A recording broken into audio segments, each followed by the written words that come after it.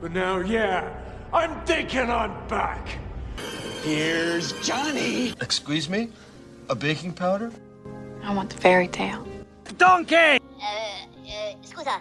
What became of your lamb, Clarice? You lose. Good day, sir. Attitude reflect leadership, Captain. Because once a wildcat, always a wildcat. I am inevitable.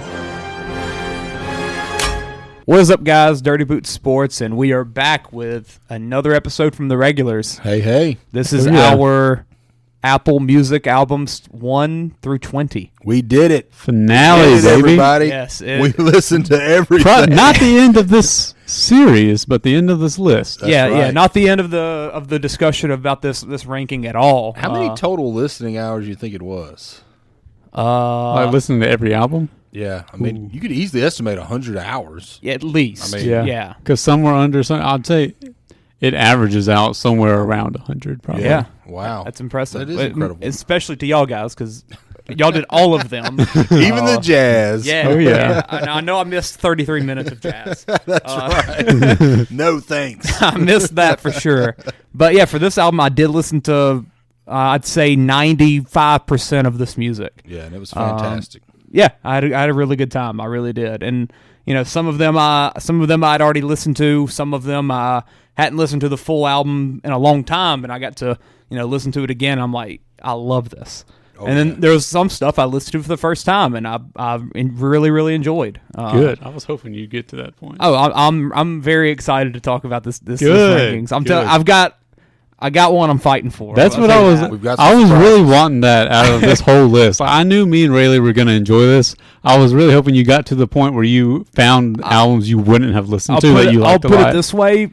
I'm not only listening to Zach Bryan right now. There we go. On my daily list, like whenever I get in the truck, it's not just straight to my Zach Bryan playlist. Well, I had a higher goal for him. I was hoping he would say, "We need a jazz album." In the top 20. I was looking for Bad Bunny. Oh yeah.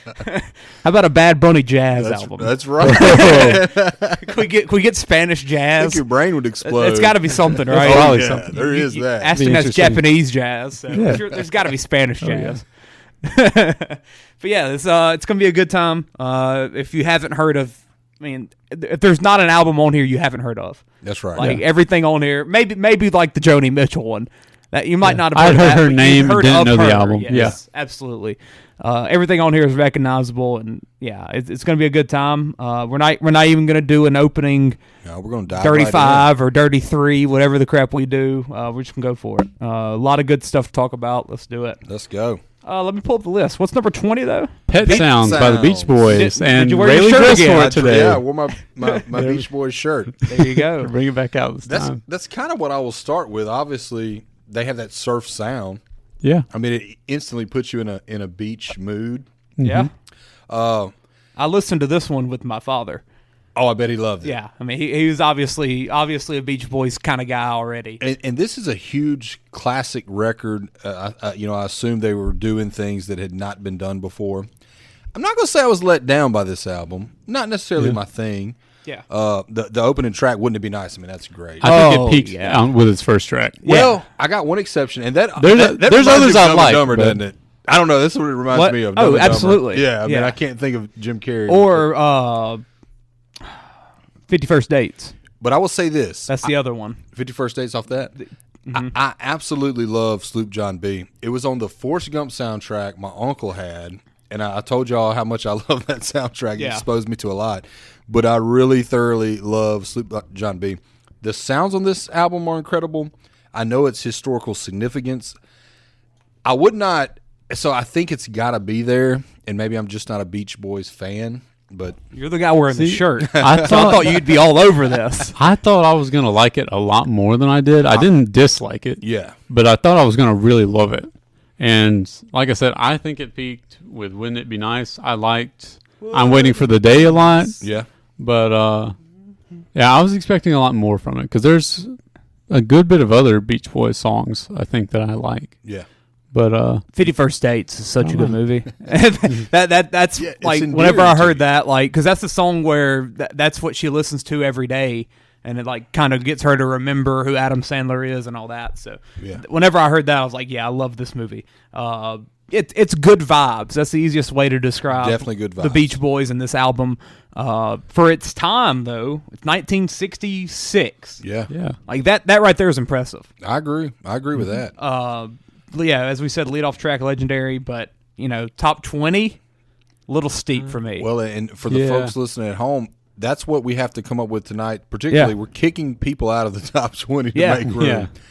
What are your votes? What do you think? Yeah, I would take it down, but it's a top 100, probably top 50 album. Yeah, I agree Yeah. with that. Yeah, I'm But there with him. it's- Aston, think take it out? Yeah, I'd move it down a little bit. I don't know how far I'd move it down, but Right. I definitely would But I move it didn't down have any some. problem with it. That's good. Yeah. I just realized I lead didn't- vocal Brian Wilson. That's right. That's the name of a relief pitcher from the 2010s. Well, and do you know Wilson Phillips? Okay, yeah. Okay, so that's one of them's dad. Oh, okay. Yeah. They're going to be at a convention I might be going to Yeah. in Orlando. I didn't know they brought musicians to that. The Willy Wonka one that Hunter wants to go to, they're going to be there. What the crap? I don't know why. Okay. Wilson Phillips, yeah. Because Interesting. that's the I might meet them because of Bridesmaids. Heck yeah. I mean, Oh, yeah. that song was awesome at the Yeah, at end. the very end. And I have no one else I want to They were meet really there. popular in the 90s. Yeah, you know. absolutely. But yeah, so Beach Boys, good and iconic, but not good enough for top 20. We gotta be strict with these rules. Like, You're gonna have to be like Yeah. me doing Tuesday Tune ratings. Just be overly critical of everything. absolutely, yeah. the only way to do it. This is the top 20 albums of all time. I agree. And Like, we also have to make room. yeah, We have to make definitely. room. We have a pretty big list of ones we've said should be in the top 20 at this Yeah, point. we probably have So- about 20 already. Yeah. So I'm thinking we're going to be at about 30, 35 by the Yeah. end of the night that Yeah. we'll pick and make our own top 20. But yeah, let's move on to number 19, The Chronic. Hey. The Chronic by West Dr. Coast. Dre, Clay, 1992. Clay, you want to speak first on this one? Yeah, go ahead, Clay. Because me and Railey kind of talked about this briefly at work one day. Absolutely love The Chronic. Legendary rap album. I also would say Nothing But a G Thing I think it has an argument for the best rap song ever. Baby. Like, I honestly do. Like, that you play that song and you're like, this is rap music. I would agree that it does have a few songs that are like top 5 songs of all time. I agree with that. Nothing But a G Thing, like, legit, you listen to that and how do you not just like nod your head, like smile a little bit, like you're like, this is rap. Like that's what I was feeling. And I've listened to this album so many times, and especially that song, and I still just kept running it back. I'm like, I love this song so much. It's a good album overall. The production I think was really good. Oh, production's That's fantastic. Dre's specialty right Yes, there. absolutely. The beats are fantastic. Yes, like, and as you said, 90s West Coast vibes. There's probably no bigger album of that than this. Like it's perfect for that. It's iconic, and Snoop Dogg, I loved him at every time he popped up on the album. He's at his best with features. I think that's the case. I think that's what I've learned is he's more of a feature artist for me. Yeah. And there's nothing wrong with that. I like that a lot. But yeah, outside of Doggy Style, there's really nothing solo that I like from him. Could you have an argument that it takes features to make your specific album a top 20 album? And that's kind of where my concern kind of came up with. The songs that are great have somebody else on them. Okay. I didn't think Dre had like crazy good verses on a lot of these songs. I was kind of disappointed in this one.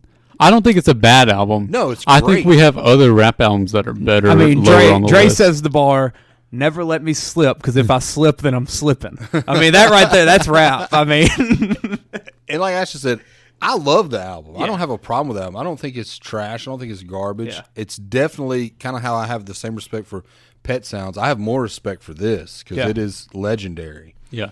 But I mean, as an album as a whole, there were parts of it I really didn't enjoy. I can see that for sure. I mean, there's some It songs has that very kind of high miss. highs. Yeah. Yes, And there's a lot that's just kind of in the Mediocre middle. lows. in I the middle. agree. Yeah, I mean, some of the song titles we cannot say. Yeah. At all. Quite a few The of them. doctor's office. That was an interesting one, man. But kind of like Aston said earlier, man, I would definitely pick maybe the last 3 rap albums we talked about above that. So personally, I would still take Illmatic. Yeah, Illmatic, still would. Tupac. I would go above this. Probably. I personally would probably lean the Chronic a little bit. Yeah. And going back to you talking about it always had to have a feature. Like the features were like what kind of stole the show, and is that good enough for Dr. Dre's album? Like Right. it's Dr. Dre's name. He should be the one. But that's kind of who Dre was. And it's almost like he was DJ Khaled of the 90s to a certain extent, except he actually rapped some. But Dre, you were never going to tune into a song and be like, "Where's Dre's verse?" Yeah, like you're gonna be there for Dre's production and whatever awesome rapper he brought along the way. Well, speaking of that, let me ride. That is not the jewel I was thinking, and I'm just joking. I know it wasn't, but I thought that was funny for people who didn't know. I was like, is that the jewel? No, it's not. Let Me Ride's an awesome song. It is a good song. But yeah, nothing but a G thing. I listened to that again, and I'm like, man, there's not much better than this in rap. There really ain't. Like it hits so good. Well, we might team up on this one. I would definitely see this on the list. To be kind of dramatic, I would put it back there with Snoop Dogg. Like those albums are parallel. Yep. I'm fine taking it. I'm fine taking it out of the top 20. But I would vote to take this out of the top 20 to make room. I'm okay with that. Yeah. I'm okay with that because I just feel that strongly about Illmatic. I really do. Yeah. And now after Illmatic, I'm not sure what my next rap album would be. Yeah. Honestly, it might. I might would start thinking about the Chronic. For me, it would be Tupac. Maybe easy decision. Or also, I love the Ready to Die Biggie. Yeah. I love that as well. Yeah. So, I mean that's there's a lot of good competition. Yeah. I mean this last episode we did felt like it was a rap song. Yeah, every rap album, every other album. Rap. So yeah, we can take the Chronic out, but man, we got to give it it's roses. Like it's awesome. It's awesome. What's up next? Oh yes, Taylor Swift, 1989. Taylor's version. I got the. I was going to Dallas with my niece, and my dad and my nephew. We were all riding, and I was listening to all this. So just played the Beach Boys. And I played some Dr. Dre. Yeah. Kids weren't feeling that. That's terrible. Yeah. Actually, there's a lot of hate in there. For Eazy-E. Nick did love D's Nuts. He did like that song. So that was good. But then Taylor Swift come on and Redemption. Natalie, she's a big Swiftie. Phone case is Swiftie. She has shirts, everything. So I was like, Natalie, what do you think about this? Is 1989 one of your favorites? She said, not even top 3. Yeah. So yes, she's 12, but she is a Swiftie. So I wanted the expert opinion of a Swiftie, and she didn't put this. I think she put Lover above it. She put Reputation. I think Fearless. So that was interesting. I enjoyed it. When I was looking at the list and I saw it on there before I even listened to it, I had heard other people say like this is not one of the most loved Taylor Swift albums by huge Taylor Swift fans. Yeah, it's usually not. It's usually not in their top 3. Right. Yeah. So I thought it was kind of interesting that it's on there, and then I listened to it, realized that I knew almost every song on there already. Yeah, a ton of radio hits on it, right?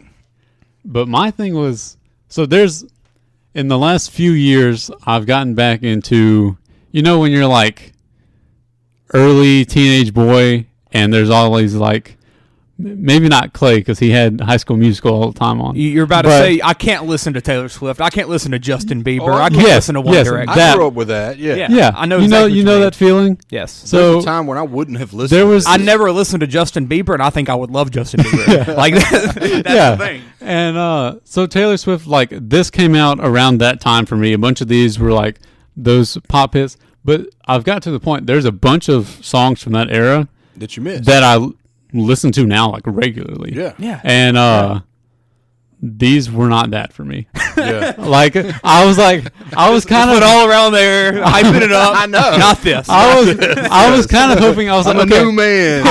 I know most of these songs. I was like, I haven't really listened to because I didn't like them back then, but I didn't like all these other songs either back then. So maybe I'll like these. And these just weren't. Shake It Off. Like no, I didn't like that one. Yeah, but that's one. That's a good example. Yeah. Because this for me, No, Taylor Swift's earlier stuff, her country stuff. Yeah. Love it. Fearless. This is what's the one I picked for Tuesday Tunes? The purple dress. Speak Now. Yeah. That one's great. Yeah. This is where I started to not like her music anymore. Really? When all these radio hits were like, I was like, I don't like these, and I guess I still don't like them. Well, I think the Taylor's version kind of helps with that a little bit because some of them are a little bit kind of toned down to a certain extent. Yeah, I get what you mean. So some of the songs don't sound as radio-y as they did originally. Yeah. And some of I'm not exactly sure which ones were the Taylor's version songs. I think Slut was. Yep, that's the first one from there down. Yeah, she couldn't release that. Yeah, I was about to say that just didn't fit her image at that time. But yeah, so my biggest takeaway, This Love, banger. I did download that one. I like that one a lot. This Love's a banger. I love Blank Space. Blank Space is fine. Yeah, it's fine. Well, I'm not a Swiftie. Yes. No hate. Same story as you, Aston. But I will say this. This is well machined pop hits. Yeah. Oh, that's I mean, she knew how to make hits that her audience would like. It's arguably her greatest talent is knowing her demographic. Without a doubt. Yeah. It's almost, you could say, not made for us. Yeah. Right? I mean, it's made for it's not made teenage, for us. Yeah. early 20 women. It's made for any white woman under the age of 40. Right. Yeah. But it's well done. Yeah. I put this on. I probably never listened to it again, but I never had the urge to turn it off. Yeah. That was one of my takeaways was like, I'm listening to this. I'm like, it's really good pop music. It's really good music. It's really well produced. And one of the things that kind of stuck out to me was like, yes, the production was great. And everything just, I don't know how to describe it besides it just sounded clean. Yeah. Like, does that make sense? Yeah. Like, you're listening to it, you're like, it just feels good. Like, well, her lyrics drive my wife nuts, but I would catch myself hearing something and be like, man, I think that's genius. Yeah. One line that sticks out, for example, is I'm a nightmare dressed up in a daydream or something like that. Yeah. Like, man, that's pretty good. Yeah. And she has better stuff than people give her credit for, even with as much popularity as she has. Yeah. There's still a lot of haters and a lot of people that are like, she don't sing about nothing, stuff like that. But I think there's a weird, there's not much middle ground on opinions for her lyrics. No. It feels like her fans think she's the greatest lyricist of all time. Yes, that's right. And a lot of people that hate on her think she's like the worst ever. Right. There's not a lot of people you get in the middle. And I think she is in the middle. That's the thing. Yeah, right in the middle. She has some awful lyrics, but she has some good stuff too.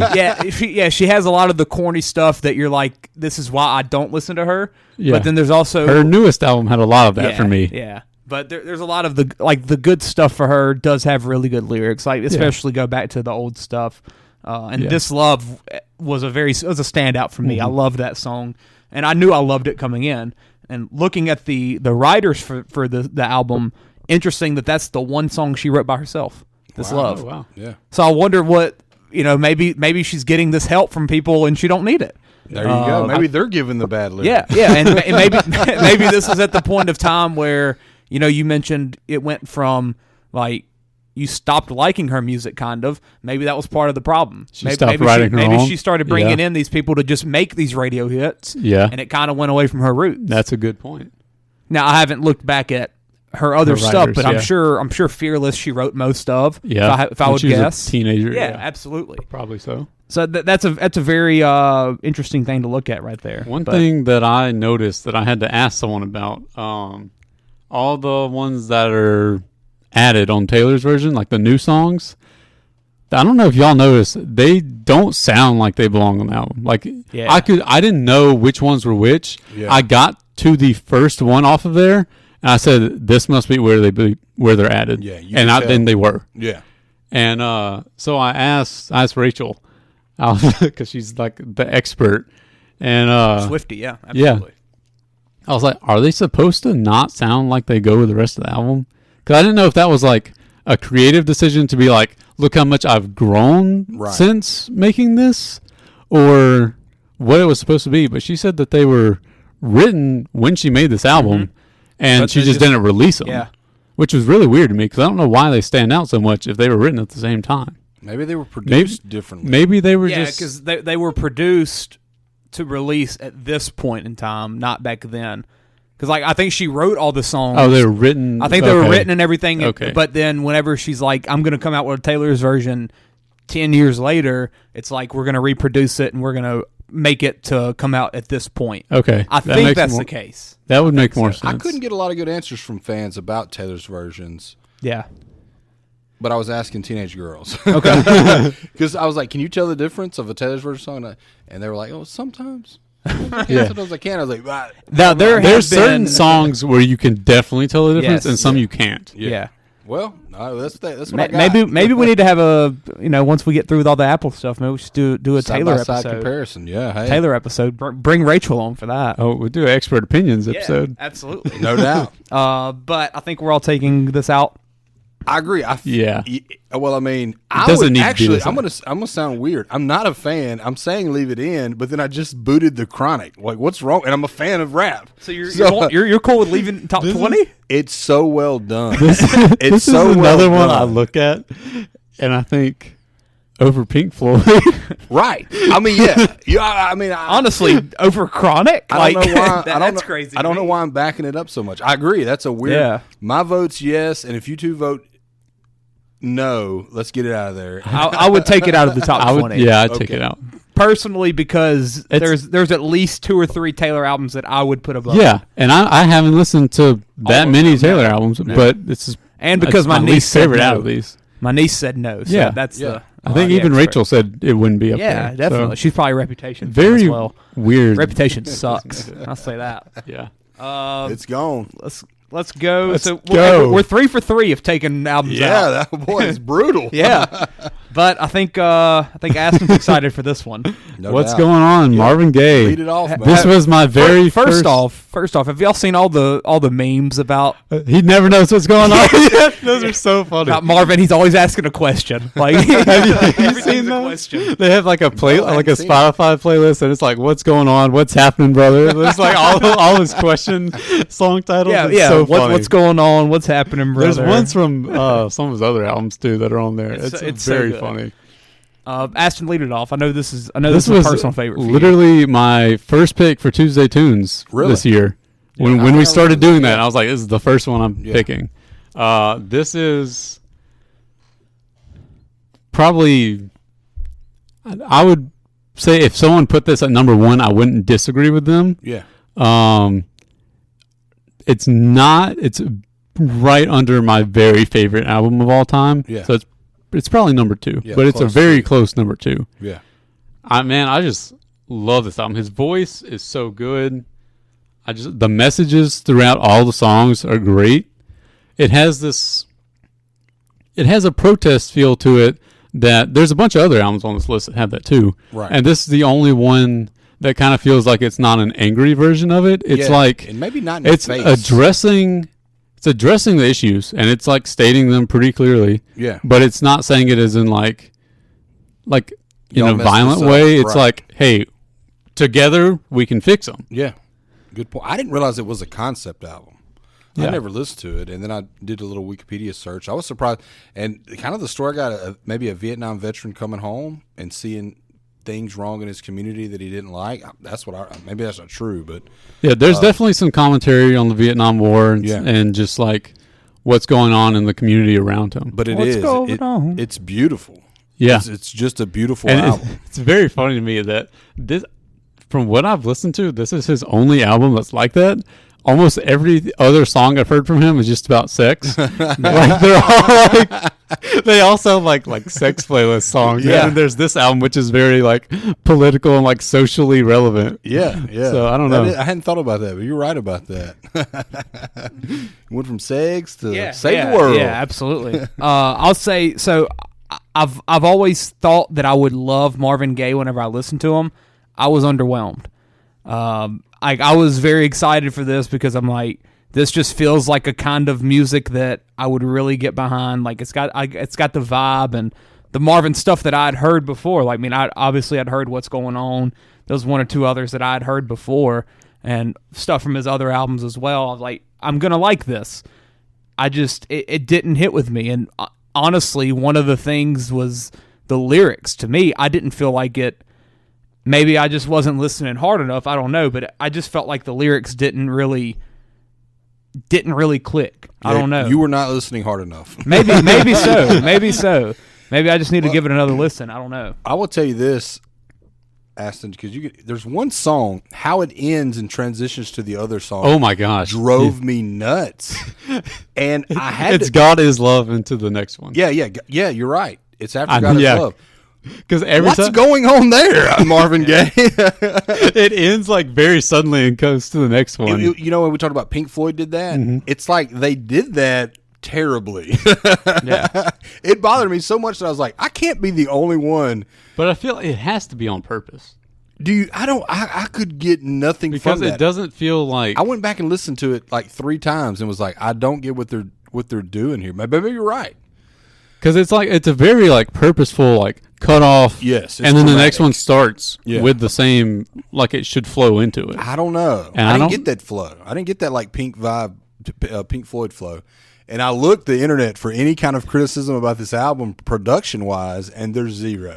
Matter of fact, it's the complete opposite of that. I mean, it's in the top 5 of everyone's. Yeah, I was honestly a little shocked it was this low on the list. Yeah. I thought it'd be higher than 17. Yeah. One of the things I did like a lot was the instruments and the production. I thought that was very cool. Great. Yeah, and obviously his voice is amazing. I just, for some reason, maybe it was just in that set in time, I just wasn't. You know, sometimes you're listening to an album and it doesn't kind of zone out. Yeah. You don't really lock in and listen to what's being said as much as you would hope to, and maybe that was the case with this. But I mean, I'm not gonna disagree with y'all of keeping it in at all because, for one, it's Marvin Gaye, and I know it's supposed to be really good, and maybe if we keep it in and we do a top 20 re-listen and I listen, maybe it hits for me that time. Yeah. Good point. So I'm definitely cool keeping it. I know you don't like to do it, but if you have to read the lyrics as you listen to some of them, that helps. Maybe so. I do want to say this, and I feel like it's taking a stab at this album, but as far as like kind of protesty, it reminds me a lot of Gil Scott-Heron. I talk about him all the time. I would put his album above this album. And they would be pretty close to me. Not as a dig, like I wouldn't move him down to put him there. And this is more beautiful. This is more appealing to every man. This is more elegant. I mean, and I'm talking about Marvin Gaye, you know. Yeah. So it's more popular. But man, I love that album. I love that album too. Yeah, I love that album. I think that's still the highest rated one that you've picked that I've listened to this year. And they're so similar. They are context, very similar. You know, because they were made around the same time. I think. Yeah. So 1971 for Marvin. So I mean that right right there. It might have been 71 for that. 71, 73. That's pretty impressive. That's its pretty impressive in its own right for this with the production and the instruments and everything. Like, it's a very good and well made album. So I'm not going to disagree with that at all. Mercy, Mercy Me's my favorite song on there. Oh, I love that, dude. I don't even know what my favorite song is on hard here. to pick. I love them. So I think we're keeping that. Oh yeah, write it down. Yeah, Railey. Well, I'm keeping a list of who we're knocking out. Okay, that's cool. Okay. That's cool. Yeah, and then we can just combine with the ones we've made. That's right. Okay. Well, we're staying at 1971 for number 16. Hey. Joni Mitchell. Blue. Well, I can probably lead off on this because this is in my vein of things I listen to. Huge songwriter fan. Yeah. Joni Mitchell is the godmother. I mean, I don't think there's anyone higher than her. Now, with that said, she has such a unique sound, voice. Yes. And it's beautiful. Yeah. At times. It's odd at other times. And lyrically, it can get really odd. And, like, for example, I didn't like this album. I never really listened to it before. But the songs I like of hers, like, that's the They're hill I not want from this album? No. Like, Coyote's one, I mean, it does not get any better. It's like elite. See, I'd never listened. I'd known the name, but I'd never listened to anything by her that I could think of. One that I listened to and did realize that it was a Joni Mitchell song was River. Wild reasoning of why I knew that song is because it was on High School Musical, the series. Olivia Rodrigo sang the song for a Christmas special. Yeah. I thought she wrote it. Oh, and I'm like, okay, this song's 50 years old. That kind of disappoints me.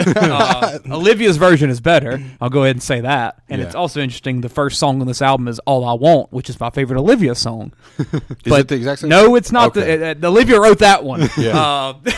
But you were about to be disappointed. Yeah, I was about to say, very upset. She just Joni? Like, what are we doing here? Pretty mid overall is my viewpoint of this. I think it's made to be mid, right? Yeah. I mean, yeah. The nephew and niece did not like this album. Yeah, they were not a fan of her singing. You have to like songwriting. You kind of have to like Joni Mitchell. Yeah, her voice is good. She's got a beautiful bird-like voice. Yeah, she's a great storyteller. About the only thing I really like. I mean, I really like The Last Time I Saw Richard. I was gonna say that song when I listened to it kind of made me feel like it should be like part of like a Broadway play. Like I could see it on like a stage being sung and playing out. It plays out as a movie in your mind, right? Yeah, and that's it what felt very Broadway to me. Songwriters do. James Taylor played the guitar for most of this album. Yeah. It's interesting. Yep. So they're friends. Yeah, I wasn't disappointed because I really didn't have expectations, but it just kind of it happened, and I'm like, all right, like. I was kind of through with it then. Yeah. It's fine. For 1971, probably pretty good. As much as I like her, I'd boot it. Yeah. I mean, I'll take it off. I like the album. I think my biggest issue, and we've had this talk about a couple people in the back half of the top 100. I think I loved her voice. I just really don't like the execution of her voice, of like how she used it. Yeah, I felt like she could have done it in a different way instead of. Yeah, she's very playful with the words. Yeah, and maybe if it would just been like more of a straightforward singing, then maybe that's a little bit better, and that might be something that she does in her other music that you like more. Oh yeah, without a doubt. So she kind of doesn't really play around and show off. It's more just like singing a real song almost. All her stuff though is unique. Okay, I mean, it's identifiable. Yeah. So take it off. That's what I say. Take it off. 4 or 5. And we said, where are we going to get these from? Yeah. Hey, we're picking up soon, I think. Yeah, I agree. All right. We're going from 1971 to 2011, 40 years later. So 21 by Adele. Rayleigh, this is your Tuesday Tunes pick, right? Yeah, dude. For a really freaking this is nuts. For a really long time, whenever I would talk to somebody about like if they mentioned an album and I didn't want to be like rude and say like, oh, I hate it or whatever, I was like it's not for me, but I can tell like it's good. Like it's just not my preference. Yeah. Adele was always my go-to example for that. I would always be like, I think Adele has a great voice. Yeah. I don't care for her music. Yeah. I need a new example now. Yeah. Because I love this album so much. This is the album I'm fighting for. Well, this might be my number one album in the entire list. Put your boxing gloves on. Number one in the list. This is my number one in the entire list. I'm with Clay. Like I listened to this, and my takeaway after listening to every song was, this is at least one of the best 5 albums on this list. I could put it in top 5 for sure. If it's not top 5, I'm boycotting. I got goosebumps. I do too. Yeah, there's and I'm not an Adele fan. I'm not either. There's 2 or 3 albums on this list where I got chills throughout it. This is one of them. It was perfect. It was. Her voice is amazing. Yes. The music in it, the guitar, drums. Oh my God. One of the things I loved the most was, you think about Adele, you think singing and it's just powerful kind of acapella. I mean, not acapella, opera type vibes. Right. Like it's just going to be powerful and just like almost kind of like Joni Mitchell. Like, it's going to be playing around, stuff like that. There was so much more to this album than that. Yeah. It did so many different types of pop. Yes. Like, and this, I'm going to say it's the best pop album I've ever heard in my life. I agree. It does so much with pop, and like this is what pop music should be. I mean, I just picked apart Marvin Gaye. Like, I didn't like this production. Yeah. These songs are perfect. Yes. Oh my God, yeah. They're and each Rick one is Rubin's perfect. one of the producers. Well, that makes sense. Yeah, I saw that. I was like, all right, well, okay, Rick's a genius. It's Everybody needs a Grammy for this. Everyone that played on it. It is human perfection, which is rare. There's not one song that you're like, let me just turn this. No. And we've all heard Rolling in the Deep. We've all heard Rumor Has It. Yeah. We've all heard Set Fire to the Rain. We've all heard Someone Like You. Which it's loved crazy. all of those. It's crazy that all 4 of those were on this. Oh, and One and Only is is nuts. One and only is nuts. I listened to all those, and I'm like, yes, I've heard all this. I'm just going to kind of roll my eyes through it. Yeah. They were awesome again. Yeah, Like, I think I listened. I think I liked all of them more than I originally did when I listened to them on here. But all that to say, my number one is He Won't Go. Yes. Really? No, That's my probably number my one's one and favorite. only. For He sure. Won't Go has been. He Won't Go is That has amazing. been like I've been dying to do this so I can put it on our list that we're making on Apple because That, I love it that much. That playlist I made for you the other day. Yeah. With the car ride one, yeah. I threw that one on there. Didn't realize that it was your favorite on there. It was like I've legit listened to it probably 20 times. Yeah. And it like it. Oh my God, I love it. Go like how it's so powerful, man. Yeah. So powerful. This album is perfect. Turning Tables was one. Turning Tables, yeah. That one was great too. Because the first two are ones I'd already heard. I was familiar with them. Yeah. I was just like, assume it let's see stops where there. let's see where it goes from here. Get Turning Tables. Never heard it before. Yeah. Incredible. Could've been I a was single. like, oh man. Could have been Yeah. a single. Yeah. Every song on there could have Yeah. been a hit single. And she had 4 hit singles. That's Yeah. the thing. Man, Insane. it's so good. I'm glad that we all love this. Yeah. I'm telling you, I am fighting for it. Yeah, I mean, and it was crazy because I started at 20 and went down. Yeah. And the moment it ended, I said, "This is the number one album." I swear I said the same thing. And I knew what was coming up, and I said, "I don't care, man. Yeah, this is the number one." I album. listened to It's this. that great." This is on my road to Dallas. Dad was in the car and everything. It finished, and I think all I said was, "Well, that was just freaking awesome." Yeah. like that's just it is that good. Yeah. it is Yeah. that good. Agreed. I listened to it started listening to it on the way to work one morning. Yeah. And I got to the parking lot. I was like, I don't want to get out of my car, so I have to turn It's this so off. He Won't Go is awesome. Man. Like I stayed in my car to the last minute before I had to walk in so I could listen to this. Man, it's so good. It's so Fantastic. good. Yeah, and this is I downloaded this album. I have been listening to it more than Zach Bryan. Heck yeah. It's awesome. It's absolutely awesome, and I don't even mind Gosh. listening to Rolling in the Deep. Like, Yeah. Right. like, I've heard it I didn't so even, much. I don't didn't even think care. I liked that song that No. much until I listened to this. Yeah, we've all heard that. Yeah, and someone like you. Yeah, it's fine. No, never it's went- awesome. yeah, you never went and purchased the album. Yeah, And yeah, now you it- come out and we have a new number one. Yeah. You want to see her in concert. I'm ready to Oh go to my Vegas. God. Yeah, thank you. Yeah. Like, it's so good. It's unbelievable. So good. And I'm not a fan of that genre, really. Not a fan. I'm not a fan of Adele. I am now. That's right. Man, it's yeah. We're gonna be talking about this one a lot. I'm telling you that because I'll fight for it for number one. That's what I'm saying. Let's move on from 14. We've never had a widely loved album like that. I don't think so. No, I think that's the strongest we've all felt Yes. about one album. Like, I didn't know how y'all were gonna feel, hononestly. Oh, But no, man. I'm all for that. That's awesome. Well, let's go from Adele to Bob Dylan. What a, Highway what a 61 transition. revisited.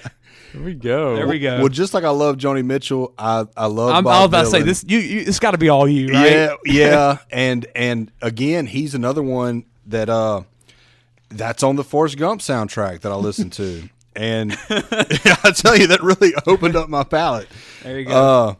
So big, huge Bob Dylan fan. But just like Joni Mitchell, the songs that I love about Bob Dylan, Yeah. I would die for. But this is, it's just okay. And that's how a lot of his stuff is. It either pulls you in or you're like, forget about So it. you were just okay with this album? I would take it off just Really? to jump straight to it. I love it. I enjoyed listening to it. Like a Rolling Stone is That's a great unbelievable. song. Tombstone Blues. Tombstone is Blues, great. man, I love that one. Ballad of a Thin Man was my favorite. Well, that's an interesting story. That's another one. He can create a story and Yeah. it goes in pictures in your mind. 11 and a half minute Desolation Row. I honestly don't remember that. It was long. It was long. Highway 61 Revisited is great too. But I like that it takes a lot to laugh. It takes a train to cry. oh yeah, I forgot about that one. That was great. That was good. Now, after listening to Adele and going right to this, very big change in vibes. I had to kind of switch up my listening. Not here, but I Yeah. feel you. Yeah. At some point. I liked this a lot. You did? I honestly Really? did. I didn't expect that. I didn't either. Hey, Bob Dylan's a There we legend. go. And I'm glad this was on here because Bob Dylan is one of those names everybody knows that I hadn't listened to yet. Yeah. I mean, can't create a it's list someone without that it's someone that I should have because I was like fully expecting. I was like, I'm gonna like Bob Dylan when I listen to him. Oh, yeah. And I did. I liked this a lot. his greatest I hits is had nuts. no expectations. I knew who Bob Dylan was. I couldn't tell you anything about him. Couldn't tell you a song for sure. I liked it a lot though. Ballad of a Thin Man was awesome. 1965 and it being this good, like that was crazy to me. Like that right there pretty much sold the album, it being 1965. Yeah, that got you. And yeah, we've talked so much about like how I don't really understand rock, and none of the rock that I've listened to so far through this top 100 I've really enjoyed. This is something I really did enjoy. Is this one you've gone back and listened to more after you listened to it? I did do a re-listen to it on the way, because I did this on the way to Dallas, and then I did it again on the way back to Nashville. So I've listened to it twice, and I've still liked it. Ballad of a Thin Man still stood out. So I think what I like so much about this is his voice. His voice, yeah. Like, very interesting voice. Yeah, and it fits. Like, you listen to it, and you're like, this is what rock music should sound like. Well, he's like a grandfather of rock absolutely. and roll in a certain vein. Yeah. Do you remember the movie The Hurricane about the boxer? Maybe Denzel Washington? I know it. I have not seen it. So though. he wrote a song about that called The Hurricane. It's another 7 or 8 minute song. Okay. You got to listen to it. Really? I mean, yes. I've never seen the movie. I want to, though, for sure. Yeah. Yeah. Check out The Hurricane, guys. It's gonna All blow, right. it's gonna blow But your yeah, mind. so y'all are taking it off? I would take it out, but again, I could get behind leaving it in there. I was it's cool Bob keeping Dylan. it in. I could leave liked it in maybe just a little bit lower. Let's leave it in there. I mean, Bob personally, Dylan. I wouldn't sleep good at night if I voted It's Bob Dylan Dylan. out of the top 20. personally, this is probably one of my favorite rock albums we've had, if not the favorite. Well, and as the snob I am, I immediately was like, this is not Bob Dylan's best album. Yeah. Although I have not listened to all of them. Yeah. But I think it is. I looked at a lot of I'm people, telling you, man, I a lot liked of it a people's lot. lists, and a lot of people say it's his best album. It was probably one of the biggest surprises I've had. Yeah. And I I like would that. not have guessed you would have liked this at all. 2 for 2. God, no. Yeah. This guy's changed. That's right. That's right. This is what I wanted. We're going back to my list now. We're going to my genre. We're going to Jay-Z. Well, this one isn't even you, really. Yeah, I've never been a Jay-Z guy for sure. But it is rap. Hey. 9/11. Oh, dang it. You spoiled. I was about to ask Railey if he knew what day this came out Yeah, on. dropped on 9/11. Railey Not the only thing to do. Oh, God. Too soon. We were going to the record shop to pick this up and go to the concert. right before you're going to train. No doubt. 6 a.m. You know, I'm not a Jay-Z fan. No. It's not that I dislike him. I just, for whatever reason, you know, I knew that the singles that came out early on, and then just kind of, I think I was on a different musical journey, just never kind of crossed paths. Yeah, I mean, this is 01, so it's probably... Yeah. How old were you then? Mid-20s? 01, I was like 17. Oh, God. Come on, Clay. But I was like, that's my super hard period. Like, I was listening to... Oh, this is Eminem? Believe it or not. Well, there was actually a big push of rap rock around that time. Okay. Okay. But so, no what was your takeaway from this? I definitely loved it. I mean, I liked it. I enjoyed it. Girls, obviously. Did you like part 1 or part 2 more? I don't know if I discern the difference in both of those. If you look, they've got at least one verse that's different, and the production is different. Yeah. Because first one was just Blaze produced it, I think, and the second one was Kanye produced it. Gotcha. And if you listen to them back to back, you'll definitely see the difference. Yeah, I think I just processed too much music. Kanye did part 2. Yeah. So yeah, for me, never been a Jay-Z guy like that. And this is not the album that I would like from him. There's 2 or 3 others I prefer. But I did enjoy it. It starts off like, I mean, the first 3 or 4 or 5 songs, awesome. Yeah. Like Roller's Back, like I just, how can you not like that? Yeah, the Roller's Back is awesome on its own. When we did that 50 years of hip hop, whatever thing that was one day. Yeah. And I picked the Slick Rick album, and that's where that comes from. Is like he's uses a lot of stuff from that Slick Rick album on there, and really cool when you've listened to both of those. Heck yeah. My biggest issue, like, probably after maybe song 7, Hola Ovito. After that, it kind of goes down for me. Oh man, I love Song Cry.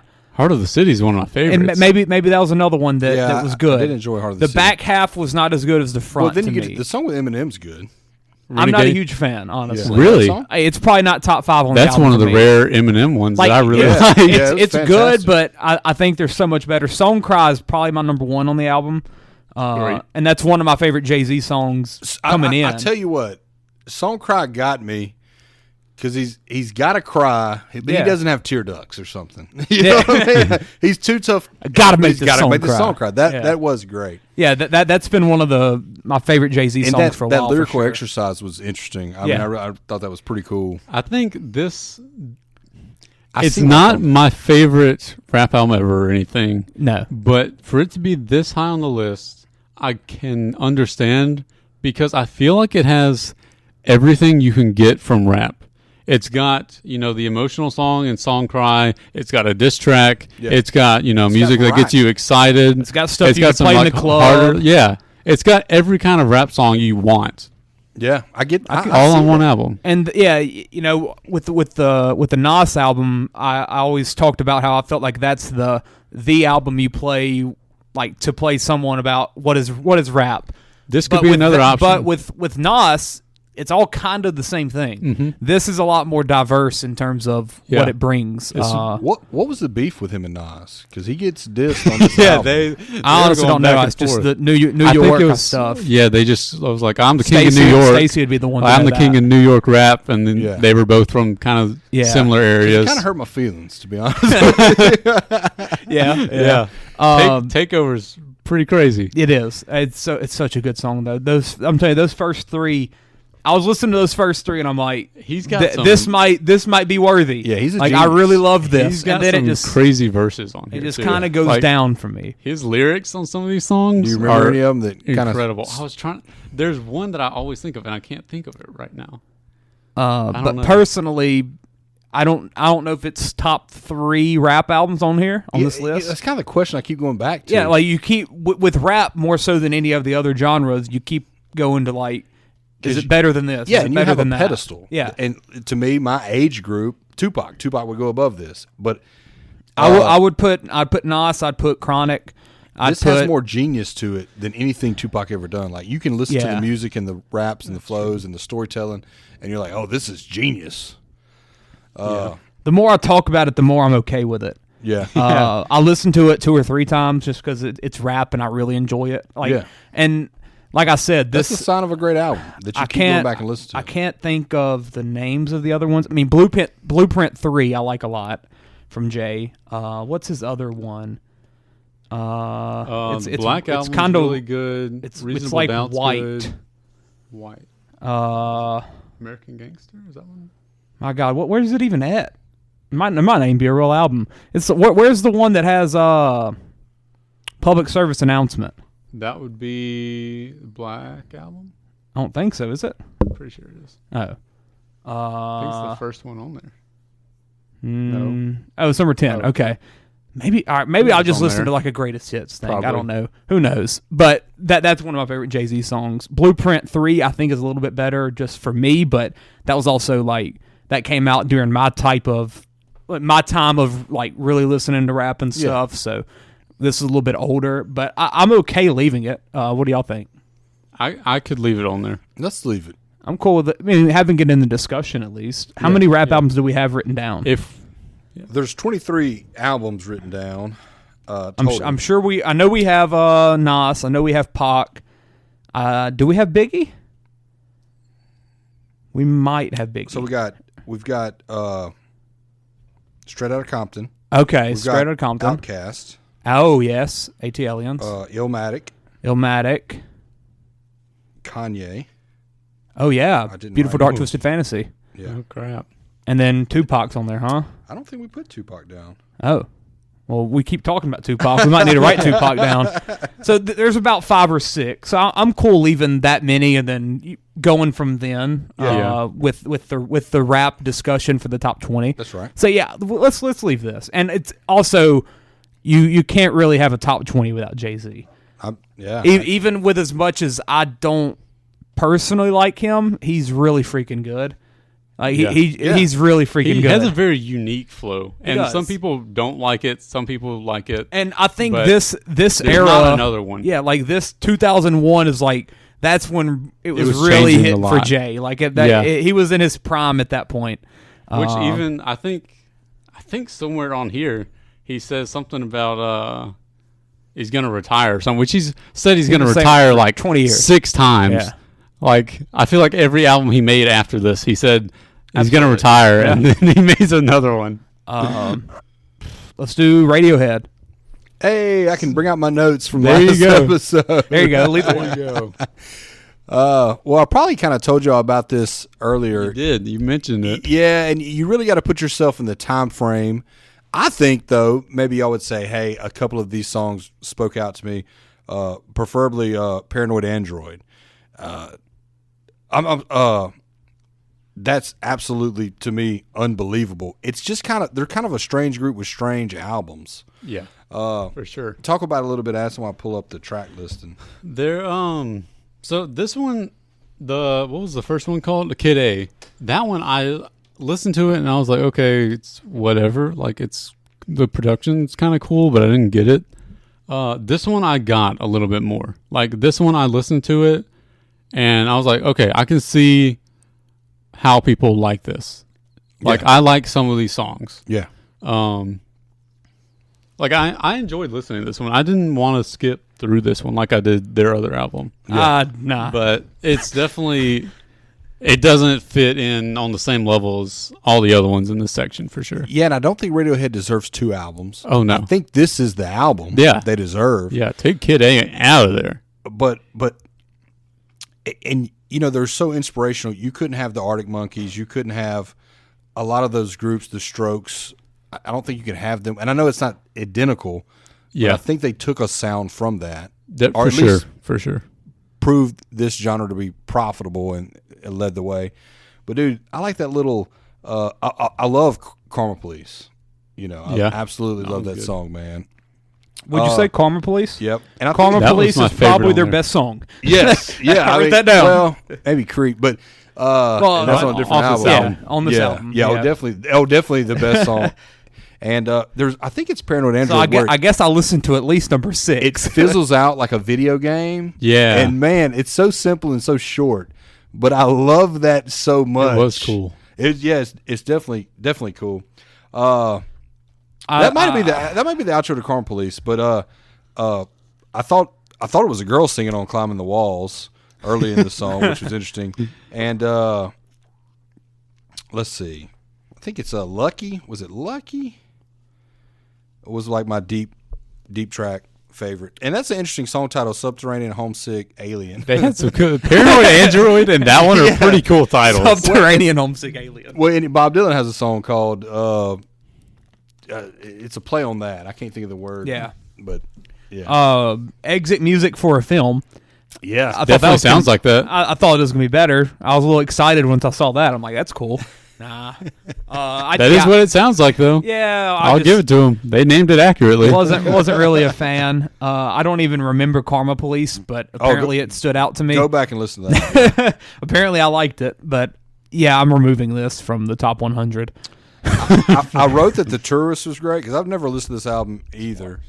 Really said it was great earlier. The water's great. Give me another one. Yeah. Give me another one. I thought I put that it ended strong, and I put that I love The Tourist, but I cannot remember anything about The Tourist at this point because you got to remember, everybody home, I listened to this last it's like three or 4 weeks ago. Yeah, I should have listened to it, but clearly, I mean, hey, move it down, move it around. I think it deserves to be on the list. Do you want to put it in the top 20 though? No. So, but I would make an argument that for Karma Police alone, they deserve it. But no, album wise, front to back, I talk about it all the time. Put it on front to back and listen to it. It's no Adele. No. And there's a lot of we'll get into it. There's a lot of alternative bands that kind of got dissed in place. You know, could be in place of this. Like 2 Radioheads, and maybe not exactly the time frame, but Third Eye Blind. Third Eye Blind's album could replace this similar genre of music and way better for sure. Is Third Eye Blind alternative or is it pop? I don't know. We'll have to fight about it. But, I'd probably say alternative. Yeah, I think so. Don't ask me. I'm terrible at determining what a genre is. Let's move on to number 11. But we're moving it out. Rumors. Aston, take the lead.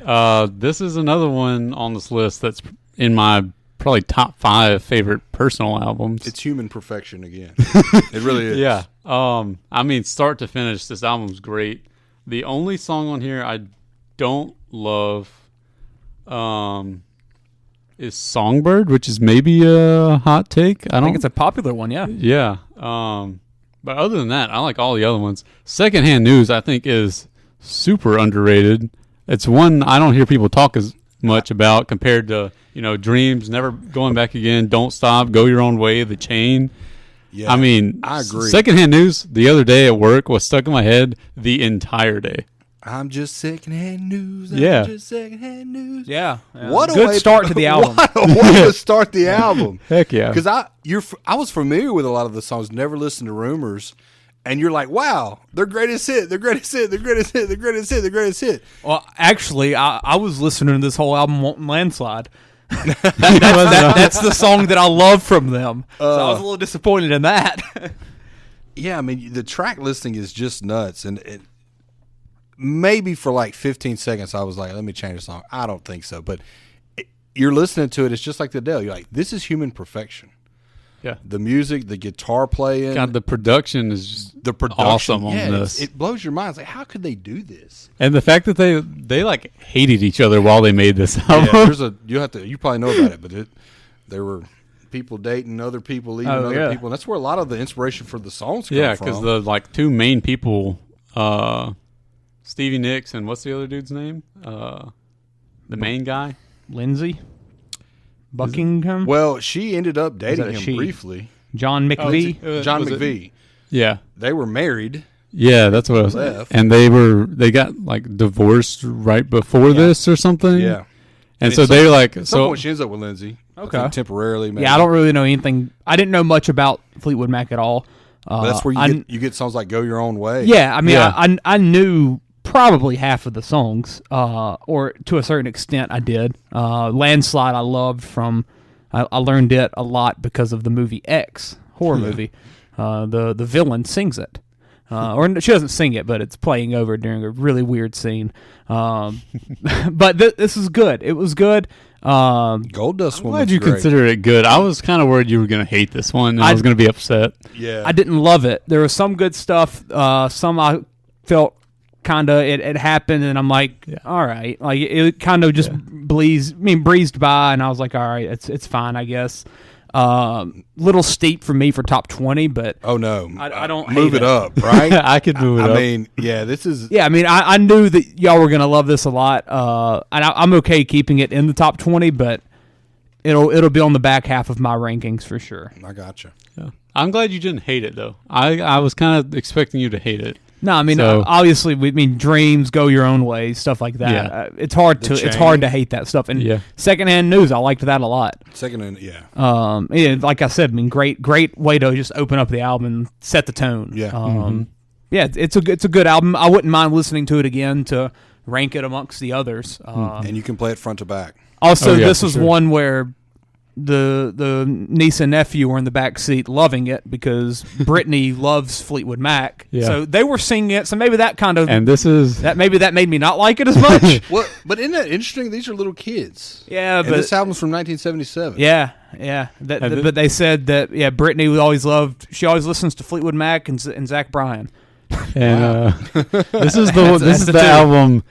Chase says that Fleetwood Mac doesn't have another good album except for this one, so I guess he just considers this one really good. And I feel like they have the vinyl. I don't super agree with from what I've listened to. Yeah. Landslide. Where's Landslide? But I haven't listened to any other full albums from them. I think, but there's definitely a good bit of other songs I like from them. Oh yeah.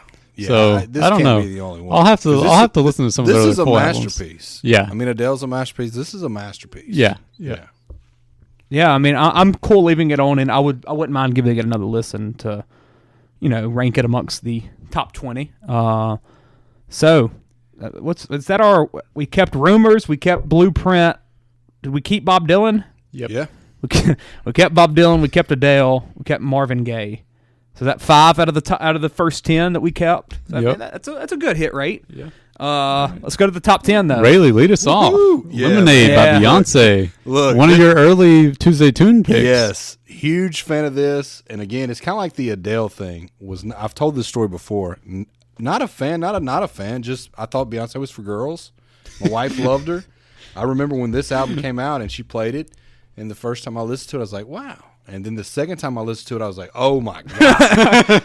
Like, this album put its hooks in me, something fierce. I'll say first thing for me. Well, hold on. I want to say, what did Jay-Z do? I said this last album. What did he do? Cheated on her. I know, but it's 2 albums. That earlier album, you listen to it, and you're like, man, Jay-Z's messing up. Yeah. And then you listen to this, and you're like, man, Jay-Z's still messing up. The difference in this and the self-titled album, very different. night and day. This is way better to me. Oh, this is human perfection, man. Whoa. Yes. I wouldn't go that far. Yes. Adele. I'm putting Adele in this number 1 tie. I mean, I thoroughly enjoy that. And sonically, this album is so different, and different things usually turn you off. The beats on some of the songs are just like, boing, boing, boing, boing. I love it. And one of my favorite lyrics that got me going, you haters corny with that Illuminati mess. You know, oh, she's an Illuminati. Get out of here with that, man. That was towards the end, I believe. Hold Up. Fantastic. Yeah. Fantastic. Dude, Freedom with Kendrick Lamar. Oh, my God. That was one, when I listened to it when you picked it for Tuesday Tunes, that was one I sent to Clay and them. I was like, oh, my God, guys. It starts out like at a 10 out of 10 for like 3 or 4 songs. Though I'm not going to say it dulls off because like Daddy Lessons is great, Love Drops great, but then it cranks right back up and finishes just as strong, man. Formation? I mean, that's not even a girl. I feel like it's a girl anthem. It is. And you're like, let's get in formation. Yeah. I love it, man. All Night was my standout. All Night's great. Sandcastles was one I downloaded for sure. That was really great. I'm pretty sure Daddy Lessons was the one that I felt had kind of a country influence to it, which is interesting now that she has an actual country album I out. agree with that, man. You know, and there's bits of it that are kind of New Orleans jazz scene-ish. I don't know if that's a good, but it's great. Hold Up. I mean, there's several songs on here I think are perfect songs, like the greatest song ever written. I don't know about that. This album, compared to the other one and compared to what I had in my mind about Beyonce, is definitely a step up. I enjoyed the listen. It wasn't a disappointment necessarily. I do still think I don't listen to this and think this is one of the 10 best albums of all time, personally. I do. I feel so. I used to feel bad for Taylor Swift, Kanye getting that microphone from her. I know why he did that. Okay. I understand. This should have gotten every award. What album? What Taylor album was it? I don't know. I don't even care. When did this come out? I don't even care. 2016. So it wasn't 1989. It was. It was 1989, not 2016. No, it was after. It was before that, I think. 2014 is what that said. So what came after that? It was. I don't know. 20. What the crap? Reputation was 17. I don't know. Interesting. Maybe it was Reputation, and then this was like too late in 2016 to be the 2016 Grammy thing. Maybe it was April, so I think it usually resets around March, maybe. So something like that. Oh no, it's probably those two pitted against each other. Grab the mic. It was good. Like I said, I wouldn't put it top 10. Probably wouldn't put it top 20. Oh no, it's not going anywhere. We're fighting. What do you feel, Aston? You're the tie-breaking vote, and I'll see you at work tomorrow. I can do top 20 for sure. Top 10 is going to be hard with some of the other albums we have on here. In a similar way to how we kept Jay-Z, I wouldn't mind just keeping this around for the battles. Man, this freaking family's just got stuff all over this list. It's all politics. Maybe they are in the Illuminati. Who knows? That's number 10. Let's move on to number 9, Nirvana. I mean, how do you not mention the album cover? Yeah, that guy just sued him about a year and a half ago and wanted a bunch of money. It's kind of crazy. Probably. The guy as in the baby? The baby.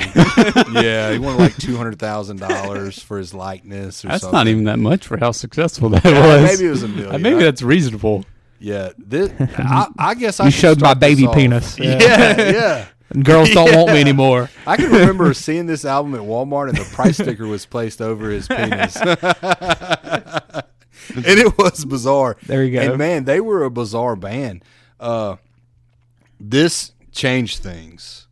I mean, drastically. You had hair metal, and then, of course, you had heavy metal players like Metallica, Pantera. But this was popular. Like, this is more popular. I don't want to say it's more popular than Pantera, but yeah, I think so. But this really invented a sound that was super popular. I mean, 1991. We called it grunge, grunge rock. And this came out, and it's a game changer. He's bizarre. He's crazy. I'm sure y'all know the story of what he did. I only think they put out 4 or 5 albums before he killed himself, but this is nuts. And it was so huge and so influential. I haven't listened to it since probably 95 or something like that. And I enjoyed it as much as I did back then when I was in junior high. It's great. It's great. It starts off strong, smells like Teen Spirit, which is a deodorant. Yeah. If you didn't know. In Bloom's fantastic. In Bloom is great. It's one I hadn't. In Bloom was didn't the really best. know, but yeah. Probably is my favorite, honestly. Come As You Are, fantastic. Breed's great. Lithium's great. Polly Wants a Cracker. I think I should get off her That first. was something. Whatever that one's about. Yeah, that was something. That's great. Territorial Pissings is just Territorial strange. pissings, yeah. That's just strange. Then you're going to drain the territorial pissings. And then it ends it with Something in the Way, which is great, man. That is a great one. Great use in the Batman. Really? Is it a Batman movie? Oh, yeah. The most recent one.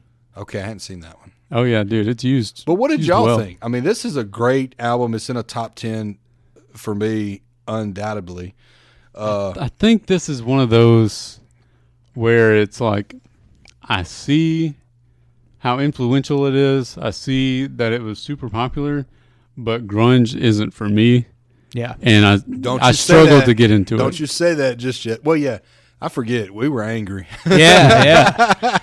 That's pretty much how I feel. I listen to this and I'm like, I just don't think there's ever going to be a time I'm going to want to listen to it. Yeah, it can like, get you down. It's never my kind of thing. It's a lot of yelling, a lot of lyrics that I can't understand. In Bloom really was good. Teen Spirit was all right. There was a couple others that weren't bad. Polly was bad. See, I think Polly's a great song. It's weird. It was bad. I think just the biggest thing to me at this point, at number 9 for the best album, the instruments were like, they were obviously the main focus of the song. Like it's on full display. I want lyrical significance. Yeah. That's just a personal thing. I mean, there's been a lot of the albums like, Pink Floyd and other stuff where it's more about the instruments and the guitar solos and stuff like that rather than the lyrics, and they're successful. But for me, especially if I'm going to be comparing it to like, this is the best album of all time, I listen to music for the lyrics, and I don't get anything from this in terms of that. You can. You can. Maybe, but at the same time, that's just the lyrics. Even if I understood them and wanted to understand them, they ain't for me. Well, speaking of that, grunge was huge. There's about 4 or 5 acts that were huge: Pearl Jam, Soundgarden, Alice in Chains. I listened to so much Soundgarden, I got depressed. Oh, God. So music can move you in good ways and bad ways. So you're moving it out top 20. Yeah. I'd take it off the list. Take it off the list. Yeah. Take it off the list? I'm brutal, man. Are you serious? Yeah. Dude, this is so much better than a lot of albums. No, but there's so much that was missed off this list. Really? There's so. I mean. Oh, okay. I can just go back to Lil Wayne, Ed Sheeran, Queen. Like We got Kurt Cobain would no punch Queen. No Queen. No Queen. Kurt man. Cobain would punch Ed Sheeran in the face. And then Ed Sheeran make a song about it that was beautiful.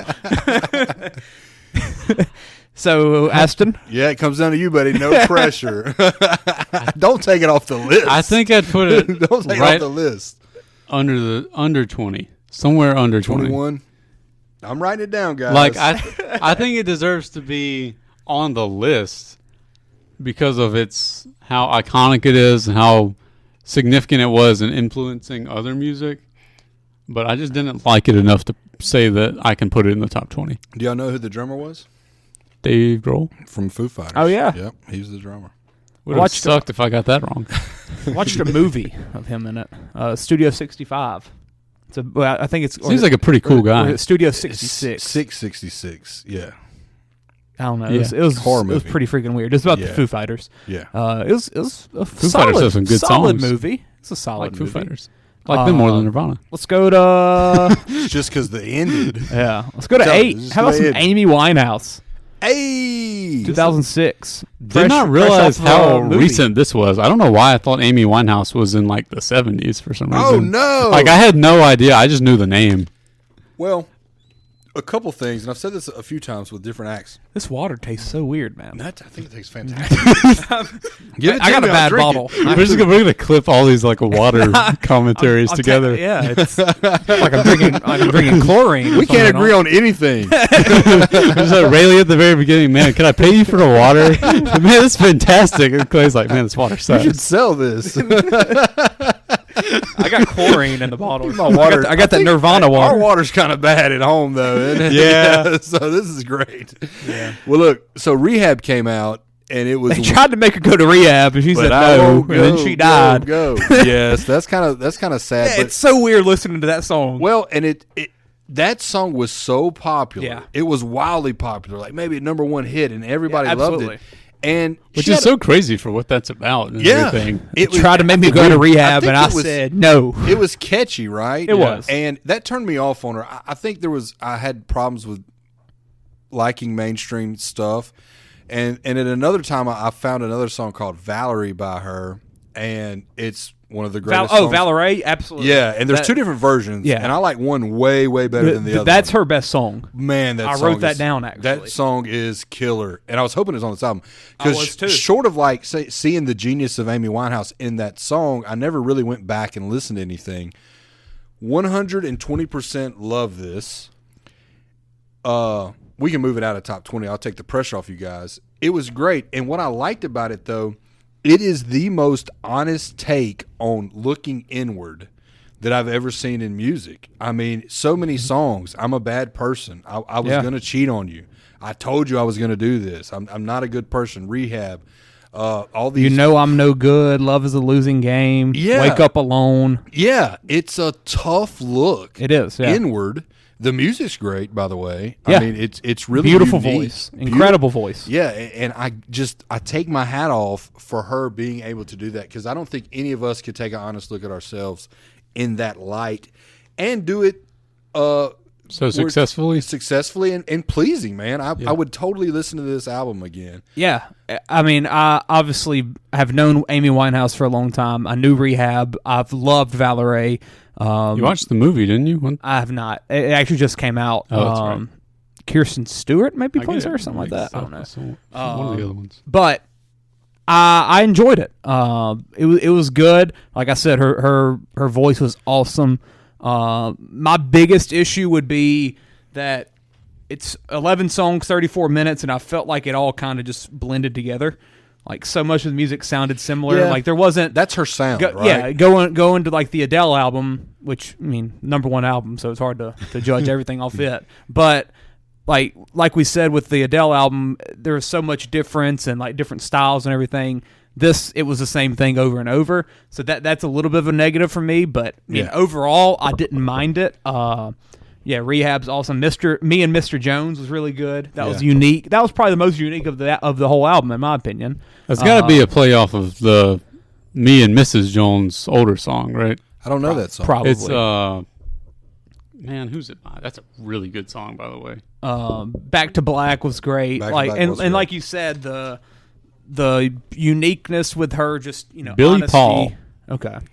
Her honesty and everything, and just kind of the I guess, is it ironic how this album happened and then the way that she dies and like everything about that just kind of it makes it a tough listen looking back, but at the same time it kind of makes you appreciate it a little bit more. Yeah, I can see that totally.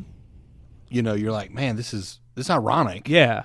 And You but made at a the joke same about time, it. I don't think I kind of think back in the day I thought she was making a joke about yeah, it. definitely. And then like But 2 now- years later she But listening to the ODs. whole album, I think she was just telling a story of her life. This is like the previous version of how people look at Juice WRLD albums now. Yeah. With all his stuff. I mean, I mean, Juice WRLD, everything was about popping pills and everything to get away from the pain and all that. And then he overdoses. Yeah. I mean, that's very true. And she's, part of the 27 Club, one of the more popular members of that.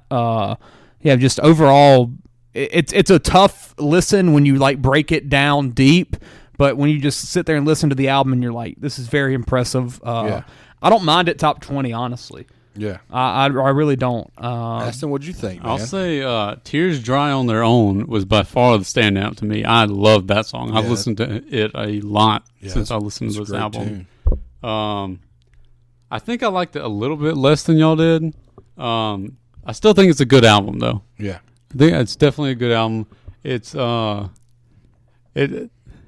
feel like I should listen to it again knowing what I know about it now, because I was like halfway into the album before I realized that it was like relatively recent. Yeah. And she made some reference to like 90s rap, and I was like, wait, hold on now. Does she have a time machine? I was like, what's happening? When did this come out? Well, that's what I was going to ask. Like, what is her sound? It feels very like timeless. 60s or 70s. It's got some Motown influence, some kind of jazz influence at times. I mean, genres listed are soul, rhythm and blues, R&B, pop. I mean, it's unique. Also, I'll say this. Mark Ronson has produced, I've seen his name as producer on a lot of stuff that we've gone over. Everything. Speaking of Mark Ronson, there's no Bruno on this list. Yeah, that's interesting. Yeah, Bruno should be on there. Bruno not at least once. I agree. I mean, I agree. Come on now.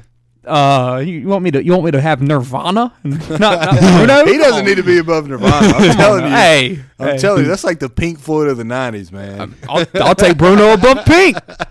Come on. But yeah, you want to take it off or keep it on? It's right on the edge for me. I agree. You want to say 20? You want to say 21? That's where it's at for me. Is the 2021 range. I don't know. There's definitely, I think looking at this list is like, oh yeah, I mean, I'd put Jimi Hendrix above that, but I just want to highlight how great an album it is. And it's being honored. I'm good, Okay, we can take it put it. I could say it's just below there.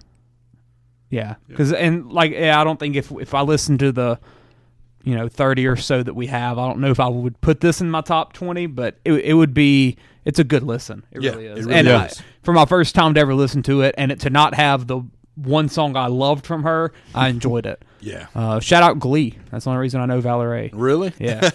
Glee's the reason I know so much music. Number 7, Good Kid, Mad City. Okay.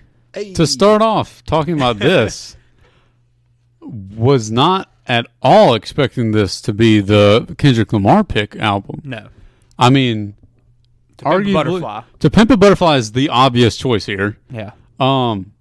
But even, I don't know. My initial thought seeing this was, I would have expected, if you would have told me before the list was made, there's one Kendrick album, it's Good Kid, Mad City, I would think it's at 70. If you told me there's one Kendrick album, it's Pimp a Butterfly, I'd say it's at 7. That's how I kind of look at it, where To Pimp a Butterfly, you say that's top 10 album of all time, yeah, that's going to be a very popular opinion. Yeah. Good Kid, Mad City, I never hear anyone say that, and especially at the exclusion of To Pimp a Butterfly. Yeah, for sure. Although I will say, incredibly good album. It is. I mean, listen to the whole thing again today. Really, really great. I think one of the best rap storytelling albums there is. Is it a concept album? It's definitely just kind of biography. I think it's just kind of both. It's just kind of like this is the life of a kid who grew up in Compton, what he sees and everything. It's just what Kendrick. He went through. It's what Kendrick does on every album, pretty much. He story tells with the best of them. And he does. He paints a movie in your mind. Yeah. Which one is it? Is it The Art of Peer Pressure, where he's talking about the robbery that was staged and stuff? Because that's like semi-autobiographical there. Yeah. He was where was it he was working? He got hired at some job as like a security guard. Yeah. And then his friends convinced him to help them like break in and rob the place. In this album he goes to jail.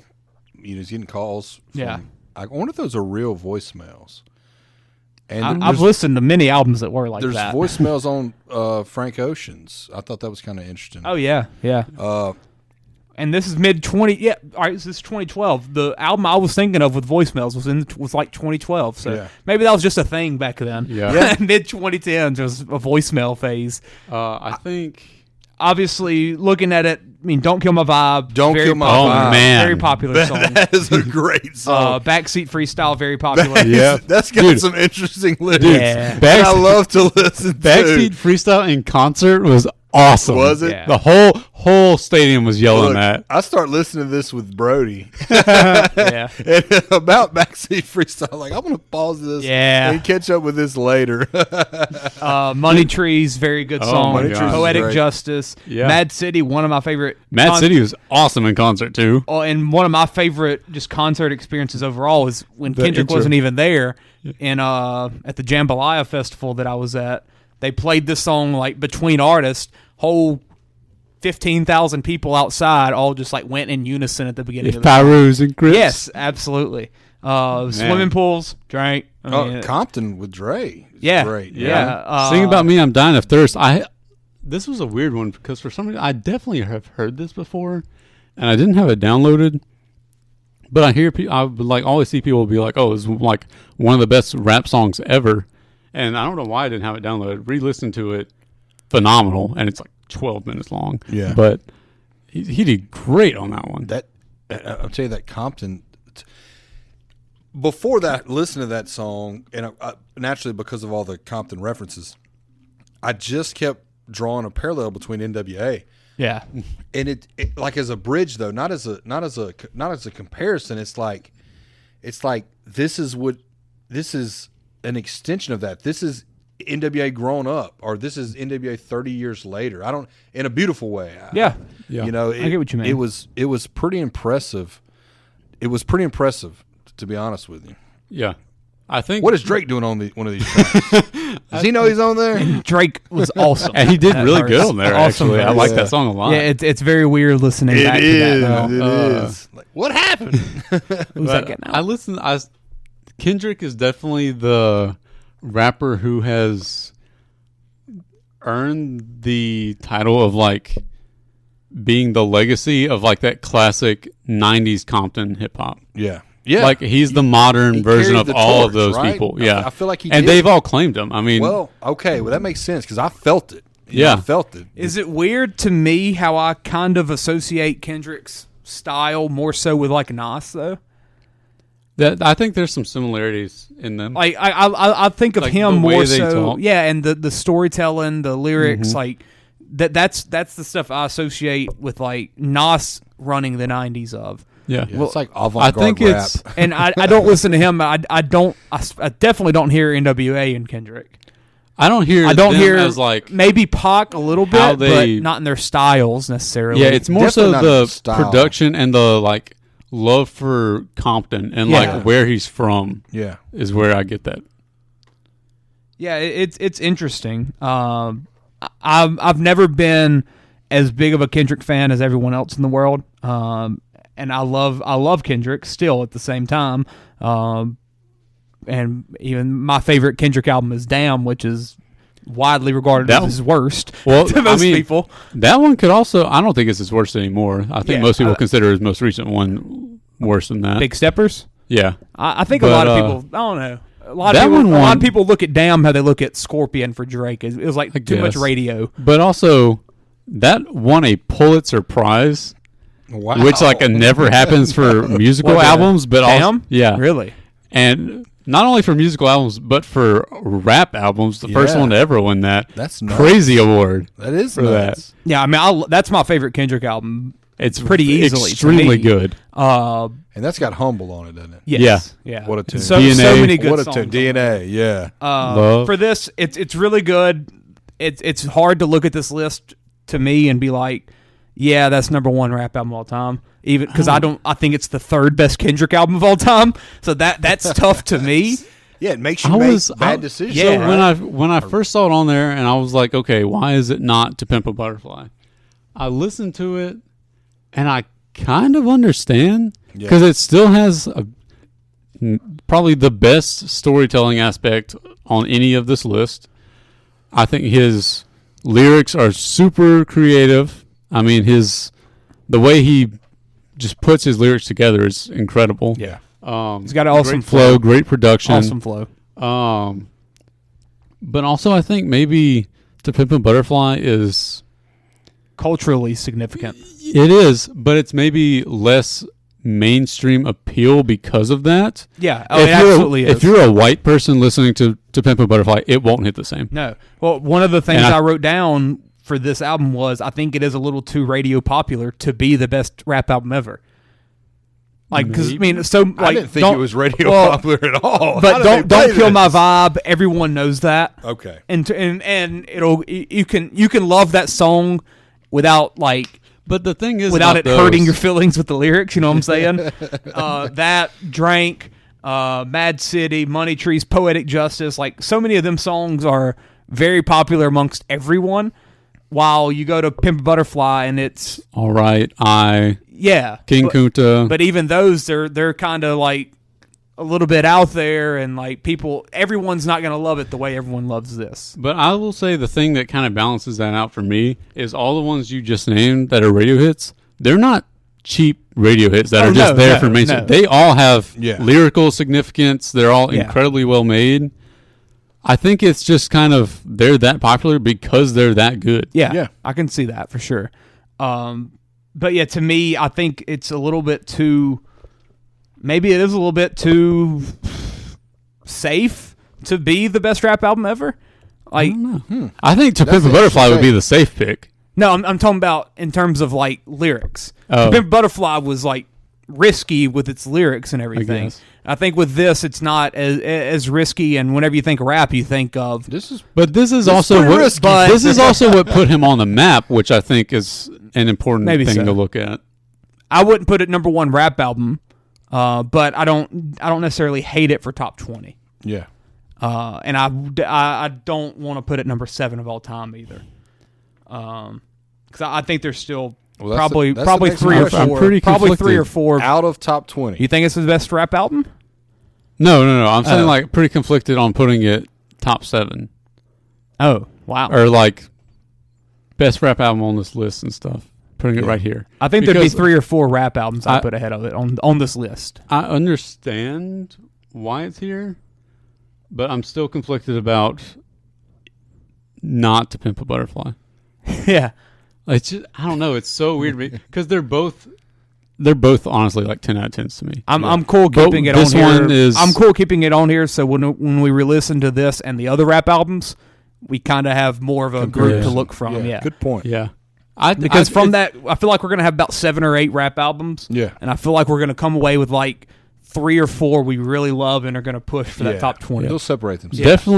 Definitely top 20. Yeah, I don't know. It's so weird that this is the one that they picked. Yeah. But I guess maybe just the more mainstream appeal of it and the fact that it was what put him on the map. Breakthrough album. Yeah. Drake was really good on this album. It was.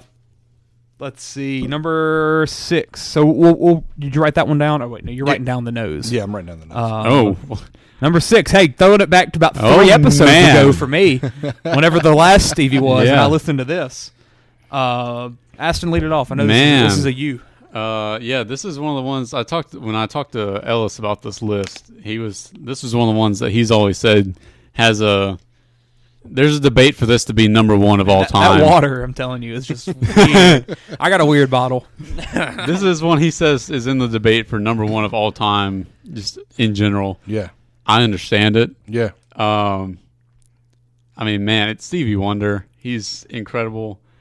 Long album. Yeah, double album. Incredible. 85 minutes. Yeah, well produced. Yeah, the musicianship's on awesome. Unbelievable. His voice is incredible. Yeah, his voice is awesome. The message is great. Yeah. It's very similar to Marvin Gaye. Yeah, it's in that vein, right? I mean, Sir Duke. Oh my God, I love the way that starts. Yeah. I mean, I love the whole song, but the way it starts with the trumpets is Hey, Sir Duke was great. Talk about adding horns back to music. Oh again. Yeah, making music horny, man. There we go. This does it a lot. Do you have a shirt with that? I feel like you need one. Yeah, I think we should make him one. I'll get Melissa on it. She'll make it. Find it hilarious. Yeah, absolutely. Yeah, I mean, a lot of good stuff from this album. I Wish was great. Pastime Paradise being Gangsta's Awesome. Paradise, that was wild. Yeah. That That threw me off, man. Threw me off. I had no idea. It didn't click with me. And I honestly don't get the phrasing Pastime Paradise. It's a great song, but having grown up knowing Gangster's Paradise, it was like, what? Yeah. Pastime Paradise? That don't even make sense. No, that blew my mind. They're just when I kind of, heard it's it. like I'm people what? living in the past of like their glory days. Well, and another song. Pastime Paradise. Yeah, I totally get it, but it doesn't flow like Gangster's No, Paradise it doesn't. at all, you know. But another song from that sampled that was, do y'all remember Will Smith's, where it's called The Wild Wild West. I know what you're talking about. Yeah. And he came out with a song for the movie, The Wild Wild West. Yeah, okay, yeah. So I think it's I Wish, if I remember correctly. Totally sampled off that. Like the moment I hear the strings, I'm like, wait a minute.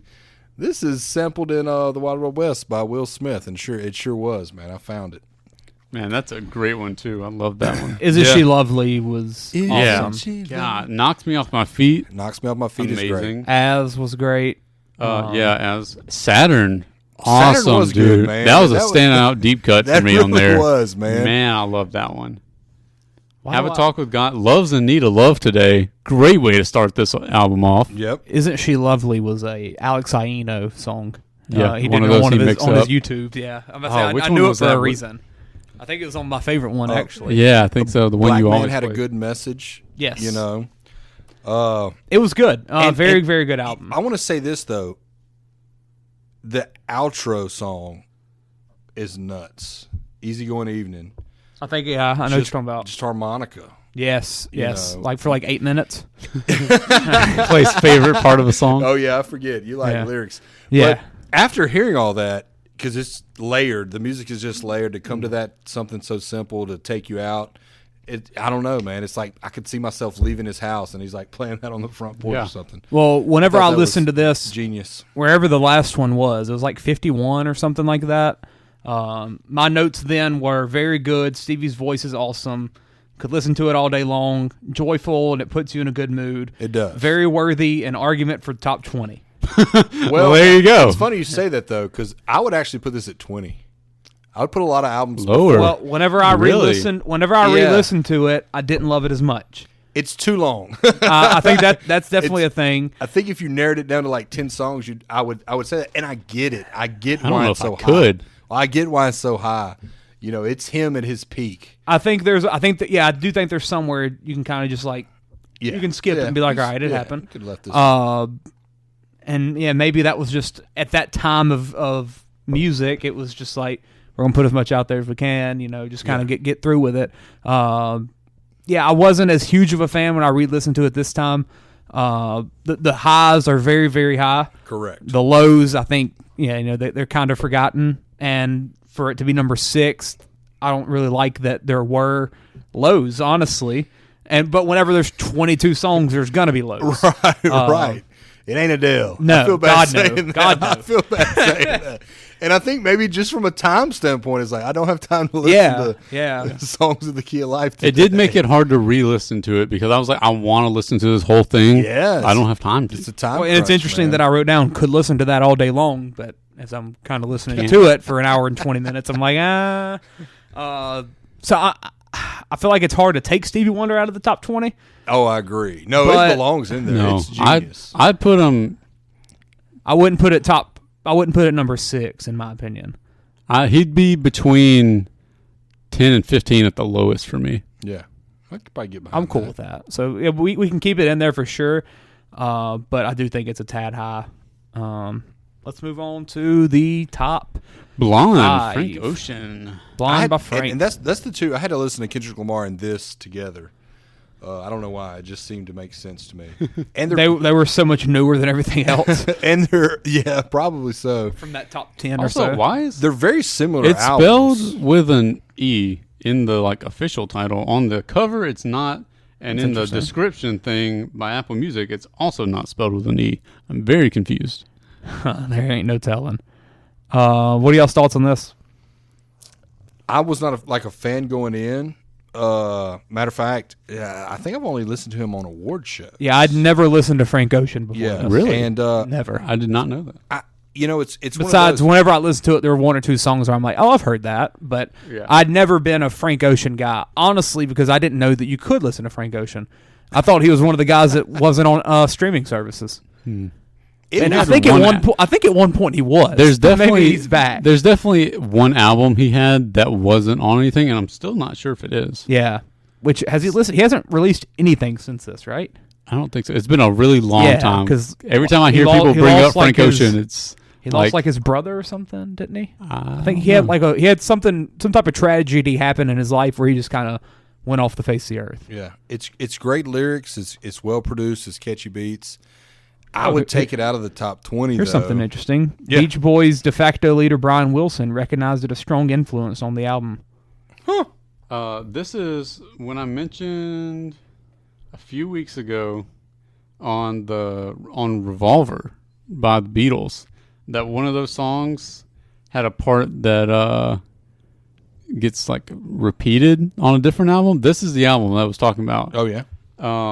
On White Ferrari, when it's like the each day White of the Ferrari. year. Yeah. That's from Here, There, and Everywhere. Wow. From the Beatles. Listen to them back to back, and you'll recognize it immediately. And that's kind of like an interesting little love story. And it's story. like such a random, like there's just a random, not one of the most popular Beatles songs, just gets a random section of it, not part of the chorus, played on a Frank Ocean album. This is my other album I'm fighting for. Really? Absolutely loved it. What song does he talk about in Heaven in Hell? Or was that Kendrick Lamar? Am I getting that's confused? this one. Yeah, I thought so. Which one is that? Because I don't know. If I was like, what's he talking about? Heaven and Hell, but I think he's talking about inhaling marijuana.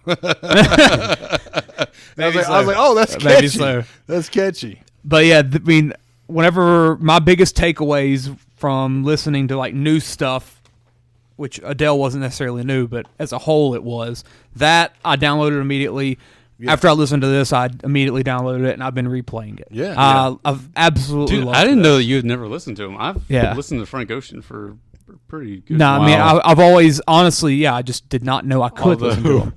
I will say, I don't listen to this one this much because it's like the most post-breakup album of all time. Really? And it just makes me feel so sad listening to it that I just never feel like I'm in the mood for it. I got that love had ended, but I didn't get it as like some sappy. No, I didn't really get a sappy White vibe Ferrari is a big one. Yeah, kind of a memory of Solo. Both of the solos are both of the solos. The one that Andre just the Andre takes one's over. Awesome. The other out one of though, nowhere. Yeah. He was fantastic. Oh my God, it just came out of nowhere. The one without Andre though is the one that's probably my favorite song I've listened to of this top 20. Hey. I've been just playing it over and over. Ivy is awesome. Nike's is so unique. Pink and White's iconic. I've heard that one a long time. Self-Control, that's a sad one. Godspeed, incredible. Good Guy, pretty sweet. Like there's so much that is just so good on here. White Ferrari, we mentioned that. I mean, the only things that are negatives, the skits are interesting. Yeah, Be Yourself, that's a good skit. Facebook Story was a little bit to me. English guy. Yeah.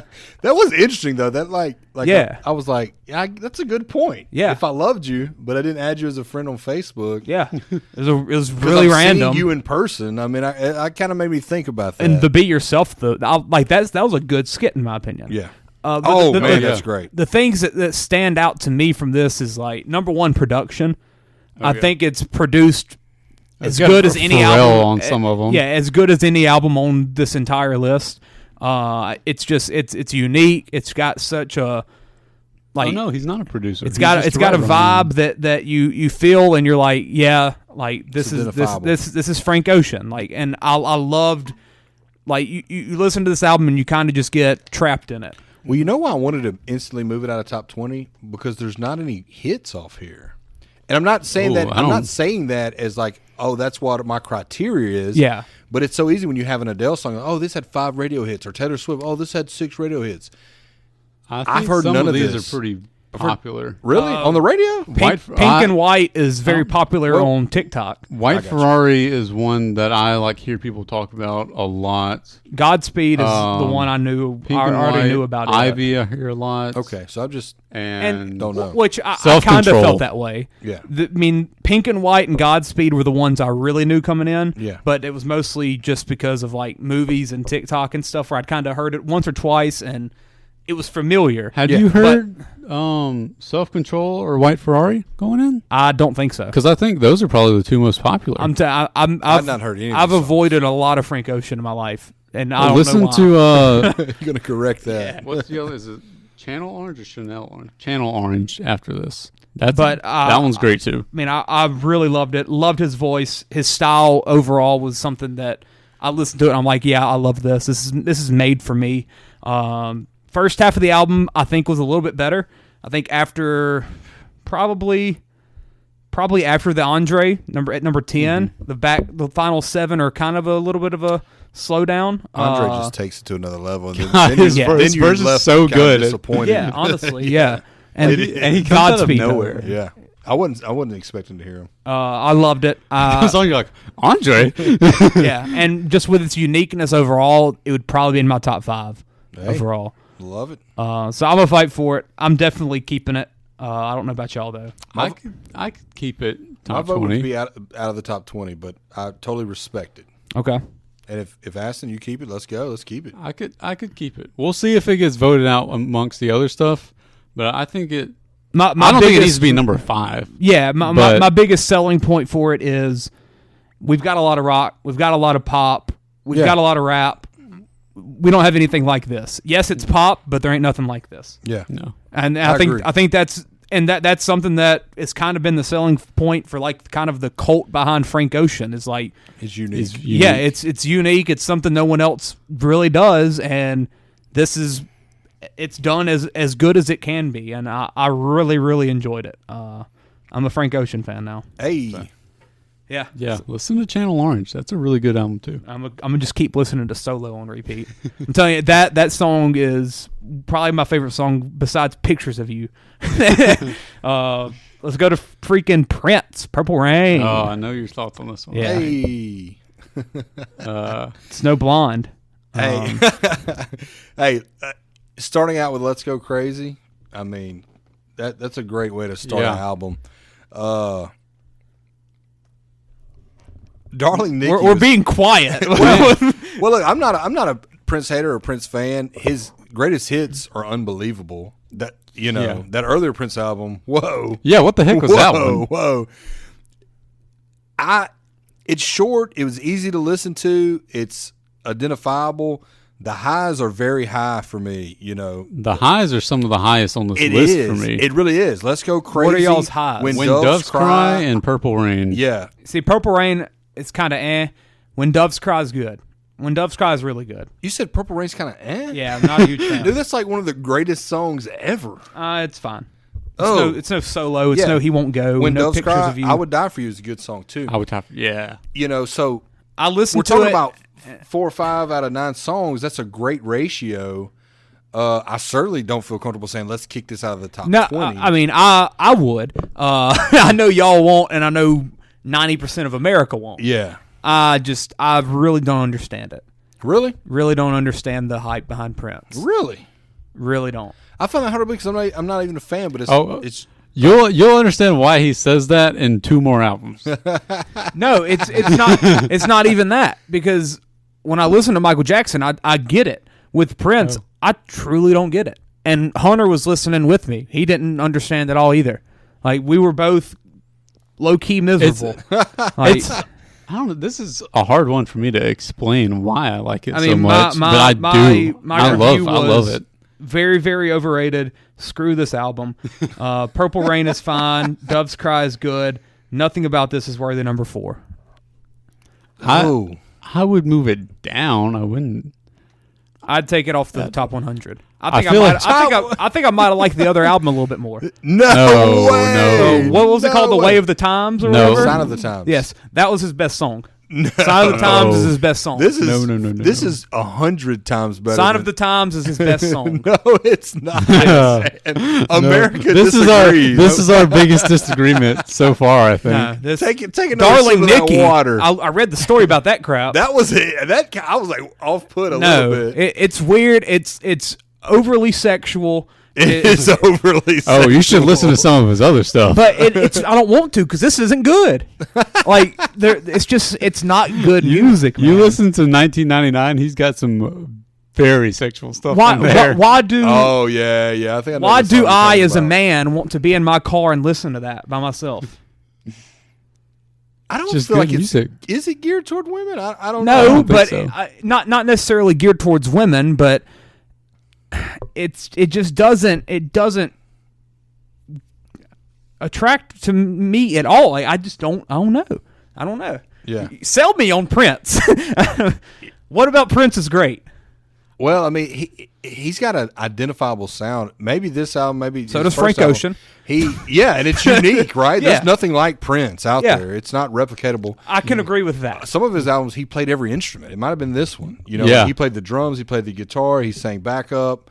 Yeah. He's a fabulous guitar player. Yeah. If you've never seen Widely him do, regarded as one of the best. yeah, and if you've never seen him do, I think it's My Guitar Gently Weeps at a Grammy show with these all-star cast and just melts a solo. Y'all have got to watch that on YouTube. Maybe that'll give you some respect for him. But and look, I'm a guy who grew up despising 80s music. It's time-stamped 80s. For sure.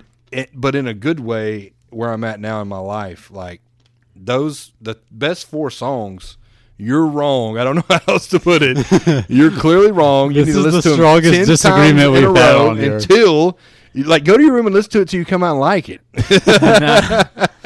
No, I'm telling you, I listened to it. I think I listened to this 1.5 Also, times. But I would bump it down. ran I would some bump of it down. I would bump it down to the Also, insane that this is a soundtrack to a movie. yeah.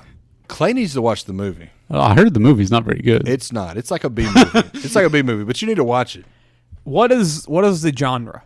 Is it rock? Is It's it like pop? pop. I call it pop historically. Yeah. So it's not as good as Adele. That's one. Oh, I see the comparison. I see what you're doing here. Well, because and that's another thing. If it was rock, I would be like, all right, I get it, because I really haven't understood any of the rock on this Yeah. album. It's definitely got rock influences. Yeah, some, I mean, with the guitars and stuff like that. But man, It feels like the I went vocals into are this pop top- and the instrumentals are rock. Right. I went into this top 20 like I was ready to have Clear my the way. opinions changed of Yeah. Prince, and Yeah. nah, Didn't do it. did not at all. Just not reaching this guy. He's hopeless. I mean, I don't really know. There's not a single time in my life where I feel like I'm going to want to listen to his music. Really? I just really don't. I feel like if you started with "Let's Go Crazy," just listen to it once a day. Every day you add another song in. Yeah, that's like a positive song. That's Okay, upbeat maybe. and, Maybe, but Purple Rain, like, why? Man, I don't know, dude. Incredible. It's been played at every dance I've ever been to. I've never played it, tell you that. You should. Nope. Pack the dance floor. Boycotting. I don't play him. I don't play Morgan Wallen. Morgan Walmart. Yeah, screw him.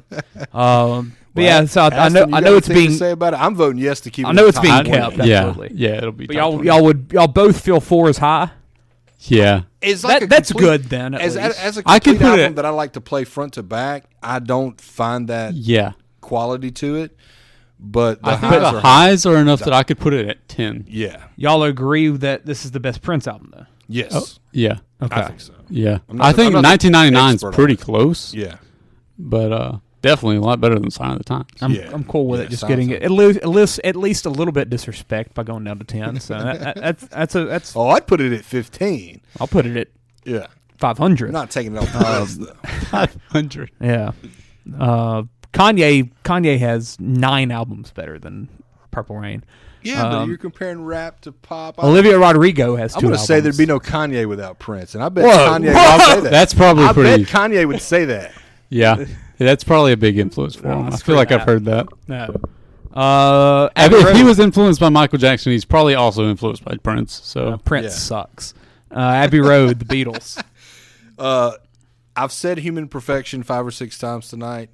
This album is Human Perfection once again. You didn't say about Purple Rain. It's not. I did not. Good. I did not. This album is Human Perfection. It is unbelievable. There's not one miss on this album. There's not one miss. This is an album you can, and I've never listened to it before today. I listened to a lot of the songs, but from front to back, it is fantastic. It's fantastic. I mean, you've got a song about a wildly Maxwell Silver Hammer is about a guy killing people with a silver, and it's like the catchy, bubbliest tune there ever was.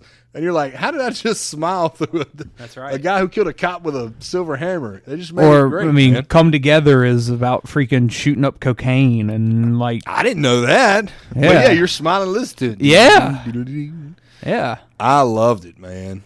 He shoots Coca-Cola. Yeah, it's not cocaine. He don't shoot Coca-Cola. I'll tell you that. I do.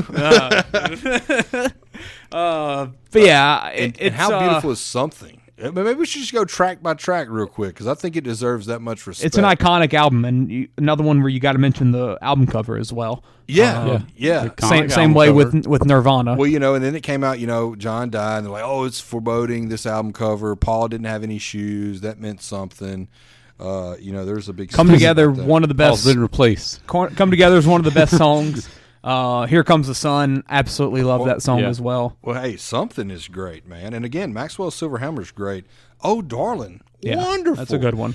And one thing about this album, I didn't get any of the psychedelia stuff. No. And I'm not saying that that's a turnoff because I like some of their stuff. It's kind of darker and more real. Yeah, but I didn't get any drug use out of this album. And Really? I didn't. I didn't. But you know what? Mean Mr. Mustard. That Octopus Garden. Octopus Garden was probably as close to that got. That's came in through the bathroom window. That's another Ringo song there, Octopus Garden. He sings on that. And of course, Here Comes the Sun. I mean, dude, these are beautiful things. Sun King. And I say it's all right. And probably like the last 4. They're shorter, starting at Golden Slumbers. Was not a fan of that. That weight. Those like it was weird, man. I didn't like liked that. all that. I didn't like that. I like how they flowed from one to the other, man. It was like carve that out and something I've never seen before, but I wasn't a fan of that. Really? Was not a fan of that. This is a tie for number 1 with Adele, in my opinion. Ooh. Mm-hmm. Hey, the orchestra. I've always considered myself a Beatles fan. I was disappointed in this. What? I'm more shocked than you. I shocked myself. I think you got to go back and listen. I'll say this hot take. I liked Revolver more. I mean, I'm not even gonna lie. I like every album, so like I can't argue with that. I can find no flaw in this. I was disappointed. I didn't think any of it was bad. I don't know. I went through all of Revolver and was like, yeah, I like all this. Like, it all sounds great. And then I went through this one, and there were just some I was just like kind of passively listening to. I mean, honestly, they've got some good like hits. I mean, Come Together is great. Polythene Pam Something's could great. Go. Honestly, after Here Comes the Sun, I felt like the rest of the album was kind of skippable.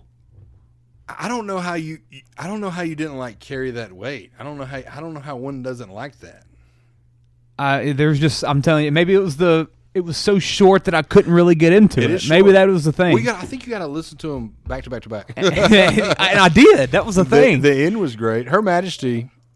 Man, that was like 45 seconds. Yeah. I think I need to listen to this one again. Yeah, don't put this one away. I think at some point I got distracted during this one, maybe. Yeah. Because some of them I don't remember that well. Like I listened to them, but I can barely remember them. So I think I was distracted by doing something. Yeah. I can't be that wrong. I'm telling you. I want it to be higher than I think it is. So I love the Beatles. That's what I tell myself. I listened to this and I was like, why do I not like it? We got to keep it in the top 20, give it one more listen. It's better than Purple Rain. Oh, I mean, this is human perfection. This is no flaws. There's no flaws in this. I'm cool, absolutely keeping it, and I would be disappointed in myself for not having the Beatles in the top 20. Yeah. Because I mean, like I said, Did we write Revolver down? I don't think so. Wow. No, I don't think it's on there. I don't think we did. Because we were looking forward to Abbey Road. Probably. Yeah, I think that's what it was. We're like, well, we don't need to write. We don't need to write that one down. We got another one Abbey coming Road's up. number 3. Like, come on. Probably the same reason me and you didn't write Stevie Wonder's other one down. Yeah. But yeah, that's my take on the Beatles. I'm saying I was. Are you? I'm was voting to let keep it in down. top 20. Yeah, we can keep it in top 20. I'm voting for number 1, tie with Adele. Adele's gonna be number 1 Yeah. somehow, some way. It's Adele. It's a 3-way tie in my mind with this, Adele, and Frank Ocean? Lemonade. No. Yeah. Thriller, Michael Jackson. All Number right. 2. Can I say this? Everybody knows Thriller, right? Yeah. The song. Yeah. So I think almost everybody knows all the songs. Well, hold on. That's my point, though. I thought a couple things going into this. I never listened to the Thriller album. You know Thriller. It is a classic. Mm-hmm.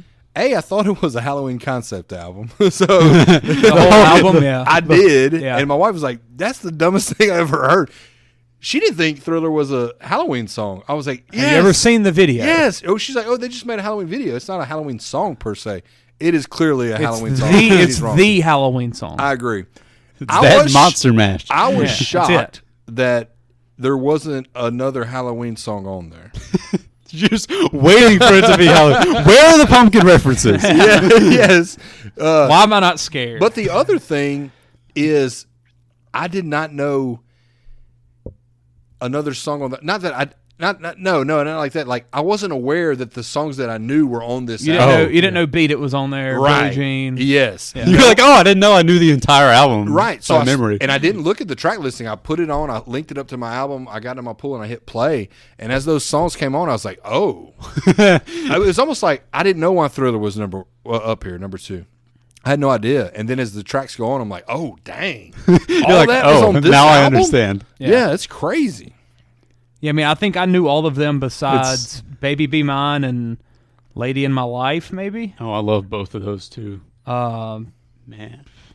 Everything Also, else, though, was absolutely I best-selling album of all time. Like, what is it, like 33 times platinum now? knew. Yeah. Something like that. I was at a insane. Comic-Con this past weekend, and I saw it being sold for $20, which is shocking to me. A record. I loved Human Nature. I mean, I think That's- everybody knows that. That's probably the most underrated one to me, which is hard to say on this Yeah. album. Yeah. But that's one of my favorites. I never heard Pretty Young Thing, PYT, and my wife Really? was like, oh, my God. Like, You've never heard PYT? No, I never Really? heard Wow. that. No. And Wow. she loved it. She's like, oh, man, I can't believe you never heard this. It's a great song. It doesn't have my best. It doesn't have the best Michael Jackson song, in my opinion. What's that? Man in the Mirror. Okay. Yeah. I think that's the best. I do like Man in the Mirror. That is a great one. I think that's just in terms of lyricism and everything. I think that's like That's probably one of his strongest his in best. terms. Also, shout Although, out to Glee for that. Human Nature is pretty good lyric-wise. Yeah, I like Yes. Human Nature a lot. Yeah. That's fantastic. And I think maybe because it doesn't get played as much, but I still think it gets played a lot. I think Yeah. it's probably my favorite track off of there. So I think it is for me too. Yeah. Human Nature. beautiful. I It's think it might be beautiful. mine as well. Yeah, Like, Thriller is great. that or The and- Girl Is Mine. Maybe. But- I'll say That's a beautiful song. Thriller is my least favorite on this album. yeah, Thriller's And not a it's- good song. I think I think I was kind of going into it with knowing it was my least favorite because I've listened to this whole album a million times.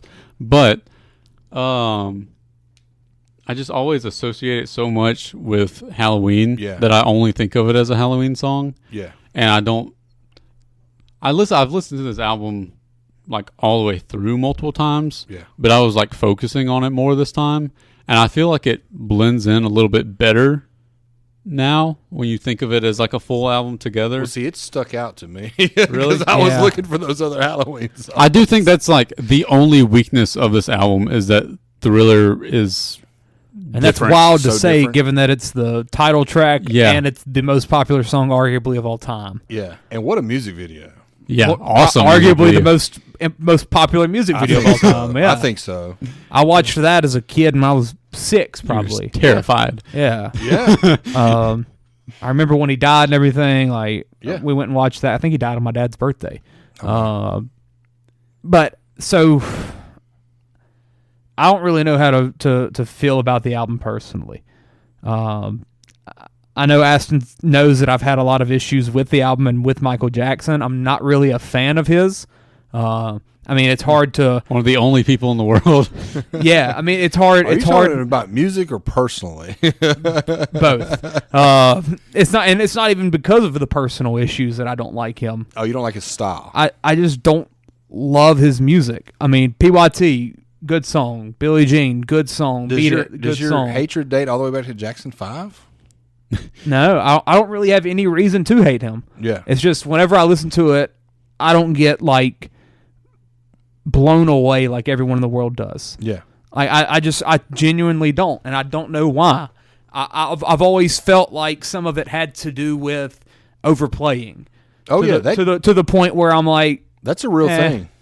And it was so different and like new and impressive that everybody played it so much. Yeah. And I guess when you hear it that much, you don't realize how impressive it is anymore. I think that's why we're saying that about Thriller. Oh, it's not the best song of the album. It probably is. It's a very well-made song. If we had a time machine and went back and picked this album up, we'd probably pick it out as our favorite. Yeah, and that's something that makes this album more so than any other album on this list so difficult to rank and debate, because at the time, obviously, it was absolutely incredible. Oh, and his stage show, his video, all of his videos. Yeah, like everything about this and Michael Jackson then was unique. Like the thing in the world. Yeah, there was nothing bigger. Yeah, so, but at the same time, it's hard to listen back to. Yeah, maybe Prince. At the same time, it's hard to listen to it like as me.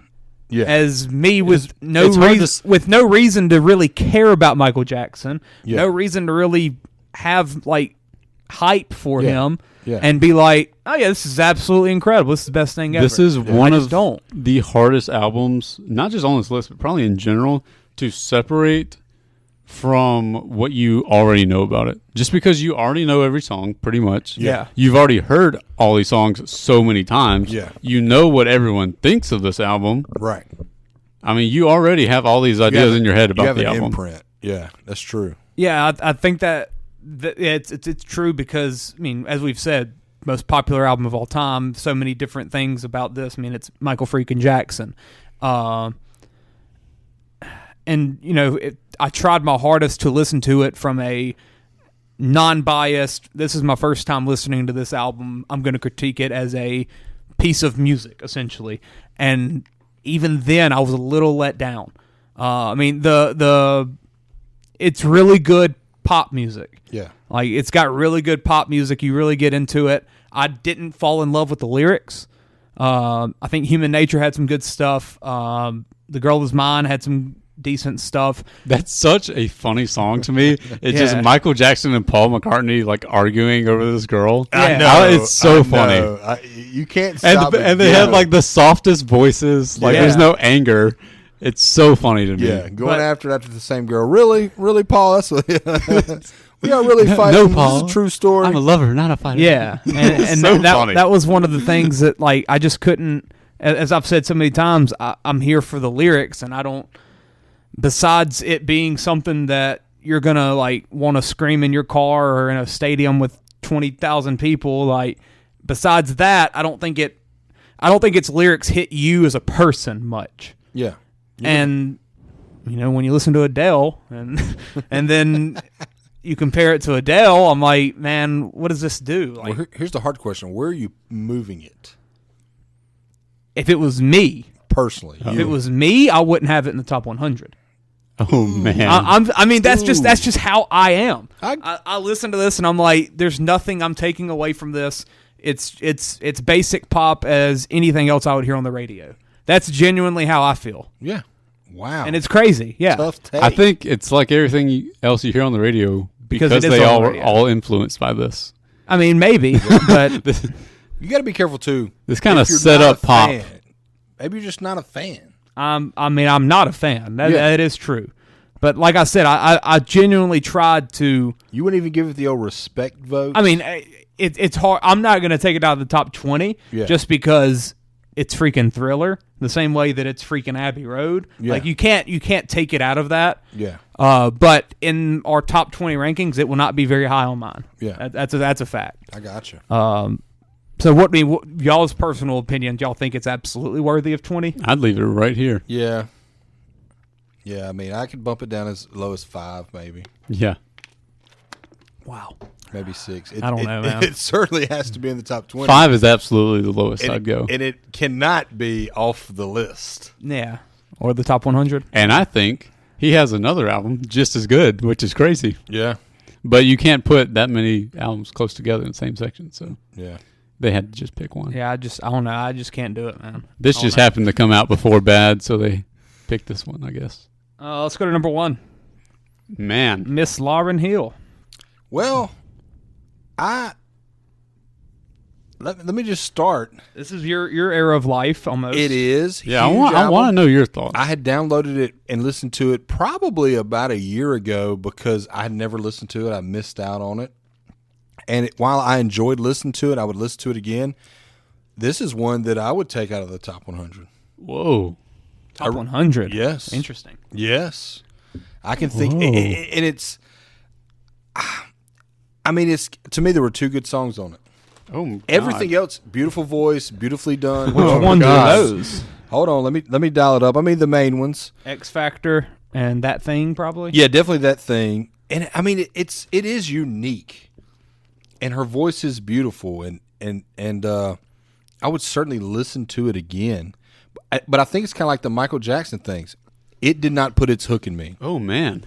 I knew this when I downloaded it 7 months ago. When I found out it was number 1, I was like shocked. Yeah. And I know it's revered, so I get it. You know, I wouldn't even, like the Respect thing, I would not vote this out because this is a universally accepted fact that it's one of the greatest albums of all time. Yeah, I mean, the whole top 10, honestly, you kind of had to judge where, like, yeah, it's just too popular to take out. But I'm going to say it one more time, and I'll let y'all have the mics. But, yeah, it did not do... I need to know the 2 that you love. It did not do anything for me. X Factor had to have been one of them, huh? Let me see. Lost Ones. I'm trying to think, too. Doo-Wop, That Thing had to be one, too. Yeah, it was Doo-Wop, That Thing. Did you like To Zion? And I think it was Can't Take My Eyes Off. Okay. Oh, yeah. Yeah, that's legendary. Well, To Zion is one of my favorite songs ever. Really? Yeah, with Carlos Santana playing the guitar. All right, I'm going to go back and listen to that. That one, I've played that. I mean, that one is her singing to her son about how when she became pregnant and she was kind of like pinnacle of her career, I mean, before this. Yeah. And everybody around her was like, you got to have an abortion. Like, you can't have this right now at this time period. And her heart was telling her, like, I can't do it. Like, I can't. She was too popular to the point where they're like, to keep your career going, you got to have an abortion. You got to lose this kid. That's terrible. Yeah. And she was like, I can't do it. Like, my heart's telling me not to do it. And she doesn't. And so she's singing to her son about how much she's glad she didn't do it. It's 6 minutes of love. I need to know these things. I need to know these things. Yeah, I mean, there's no reason for me as a man to love that song as much as I do. Yeah. Aston, I mean, back in our PlayStation days, we'd be playing Call of Duty and Clay's playing the song about not having an abortion in the background. I'm just singing it out, man. I'm telling you, I love that song. This is an album I've absolutely loved for a long time. Were you surprised it was number 1, or did you know going in like, hey, this has got a good shot? I'm surprised Thriller was not number 1. I'm surprised Purple Rain was not number 1. I didn't think this was going to be this high. I figured it would be top 10, probably top 5-ish. Yeah. And mostly those reasonings are because it's a black woman in rap. I think that's where it stands out more in its genre than other stuff. Oh, I would switch the place with Lemonade and this in a heartbeat. Yeah, but that's not rap. That's pop. I don't know. That's pop. Beyonce don't rap. I'm never calling Beyonce a rapper. I'm going to say Lauryn Hill doesn't rap. She raps. She's hip-hop. She's hip-hop. I got you. And maybe you can say Beyonce's hip-hop. Yeah. I call Beyonce pop. But this is the best female hip-hop album of all time. So that's kind of why I was like, yeah, it's number 1. I can see it. in terms of like maybe even a political aspect where I'm like, yeah, I get it. Listening to this album, I loved it. The classroom discussions, I think, were very cool. Oh my god, one of my favorite albums was skits, like best skits in an album for me. I mean, it's just cool hearing the discussions relate to the songs. It feels so genuine. Yeah, like it felt like they literally went to a school and recorded conversations between teacher and students. Yeah, like that was very cool to me. Like I said, I think the African American woman in a genre that dominated by men and dominated by hard rap and stuff like that, her doing this as a new fresh style of everything, I think that's part of why it's so popular and why it is so respected. I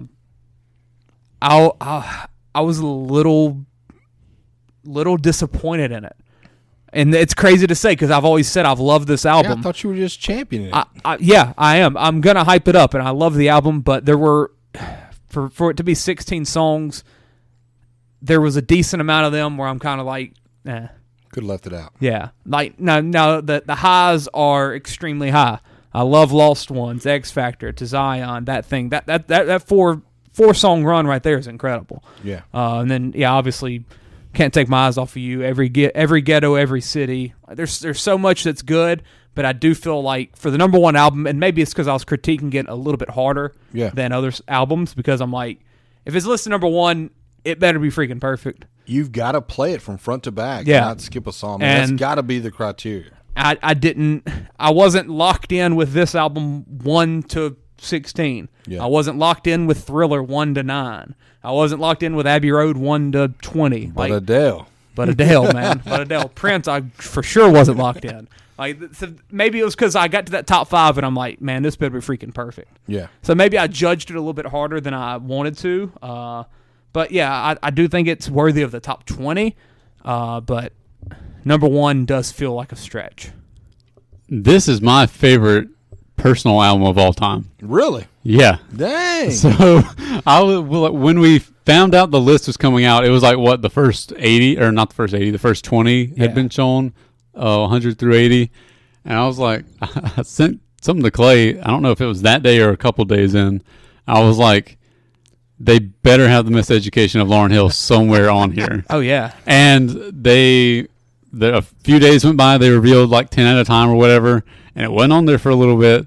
They had the Taylor Swift album on there at like, what is it, 18 or whatever? 18. And I was like, if they put this at 18 and they don't put the Miseducation of Lauryn Hill anywhere, because I knew it was like very well liked. Yeah. I would have thought it would be somewhere around like 30 to 40 range. Yeah. On a list like this.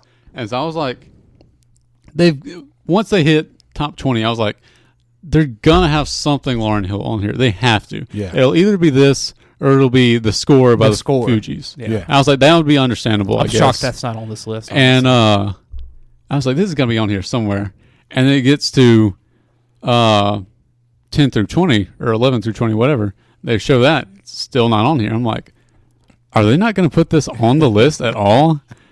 And I was like, I'm about to freak out, dude. Yeah. And they show the last one, and it's number one. I was like, oh, my God. I was like not expecting it at all. Yeah. Oh, my God. I was very happy with it, though. Yeah. Well, tell me a little bit about like the first time you listened to that. Do you remember? The first time I listened to it. Probably for me. I'd heard some of it from Clay playing some of the songs, but I hadn't listened to the full thing that way. Maybe, actually, I do remember the first time I listened to the full thing. It was spring break in April 2021. Yeah. I was floating on my kayak that I had. We just sold it recently, but I had a kayak and we were out in my pond in our front yard. Yeah. And I was just floating out there playing music. Yeah. And I put on this album, just went through the entire thing. And did it get hooks in you then? Oh my God. Yeah. Yeah. Yeah. I mean, I'm sitting the first time. I mean, it had to have been probably like 2016, probably with David Odenball. I mean, we would always listen to 90s rap, stuff like that. So, I mean, he's the one that showed me Tribe. He showed me Lauryn Hill. So, yeah, he showed me a lot of old rap like that. So, I don't necessarily remember my first time through the full thing, but, I mean, To Zion, that thing, X Factor, stuff like that. Yeah, I mean. And it put hooks in you quick. Yeah, I mean, junior year, sophomore year of high school, somewhere around there. I was sitting in that kayak, sun beating down on me. It's like 90-something degrees, and I was getting chills. Yeah, Like, that's right. That's so awesome, good. man. Well, so what was your re-listen like? I mean, just Still incredible. Still perfect to me. Yeah. You got some Lost tracks you like? Ones, incredible. X Factor is one of the best songs of all time to me. From the beginning, phenomenal. And then it hits a point where it kind of changes a little bit, and it's still great. And then it changes like completely one last time, and I get chills there every single time I listen to it. I'm listening to those two on the way home. It's an awesome song. To Zion is incredible. Perfect. What we talked about a while ago. I mean, just the story behind that and listening to the emotion in her voice when she sings it, it's insane. Do Want That Thing, awesome, classic. Superstar is great. Final Hours, really, really good. When It Hurts So Bad's great. I Used to Love Him's good. Random Mary J. Blige feature on there. She's great. Forgive Them, Father, also very good. Every Go to Every City stands out to me. Yes, that one definitely one of the standouts. Can't take my eyes off of you, though. Nothing What Even about that? Matters, great. Everything Is Everything, also great. The Miseducation of Lauryn Hill, also great. I feel left out. Can't take my eyes off of you. My favorite cover of all time. Yeah, perfect song right there. Yeah. When we did our favorite songs draft, that was number one for me, I think. It was. I don't know if it'd be number one now, but it'd still be in that list. And then Tell Him is incredible. I mean, I have no flaws with this album. Yeah, I'm honestly I like almost in a similar, or probably more than I was when I listened to the Abbey Road, where I was like kind of like, wow, why don't I love this? I was kind of like that with Miseducation of Lauryn Hill.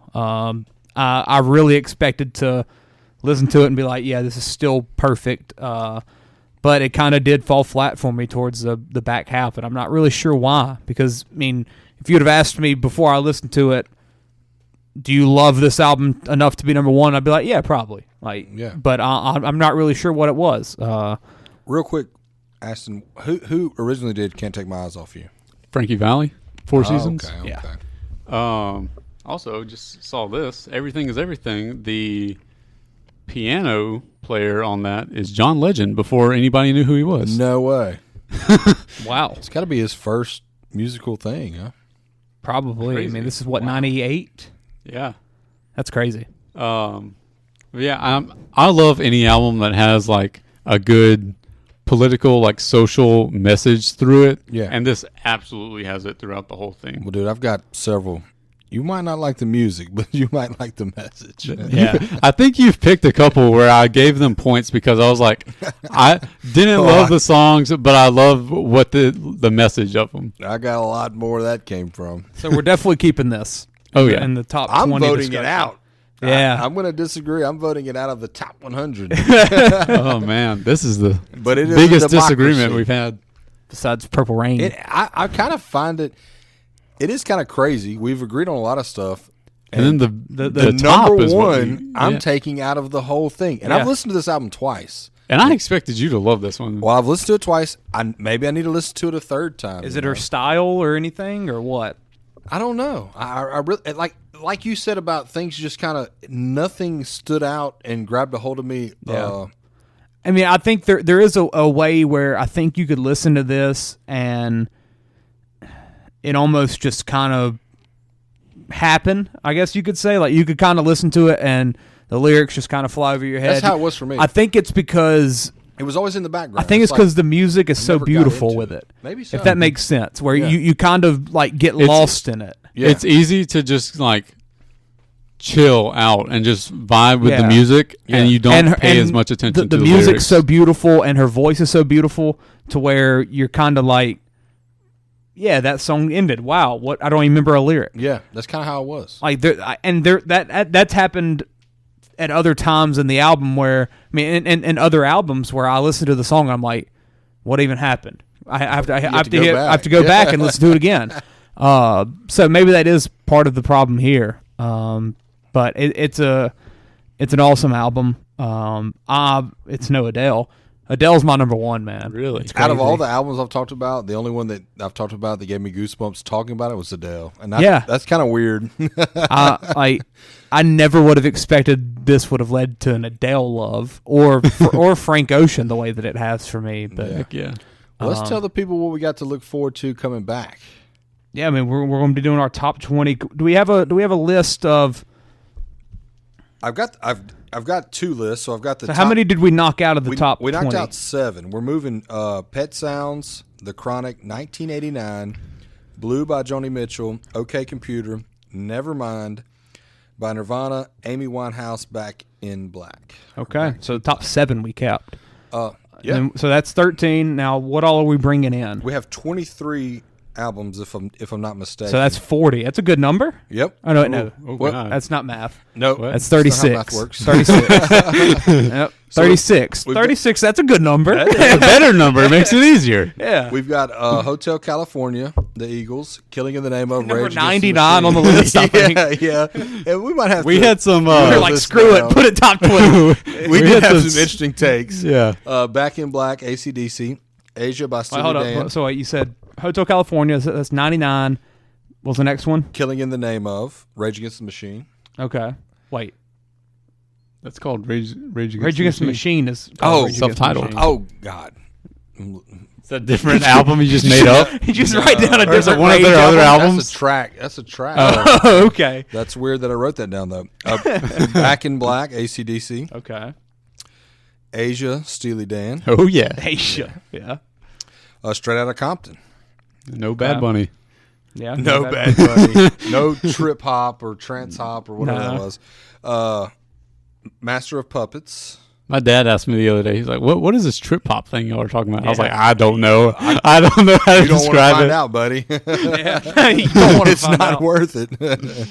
Jimi Hendrix. Oasis. What's the Story? Oh Born yeah, of Glory. that's such a good album. Yeah. Man. Guns N' Roses. Appetite for Destruction. Okay.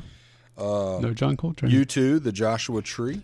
Oh yeah. Yeah, that was a wild one, I The think. biggest sleeper. Yeah, I mean Yeah, that honestly. needs to be up there. But the biggest sleeper's Bjork. Heck yeah, man. Heck yeah. Nothing like it on this list. Nothing like I've listened to that one probably 3 or 4 times. He keeps telling me, he's like, just listen to Bjork. dude. Yeah, it's Bjork, it's a man.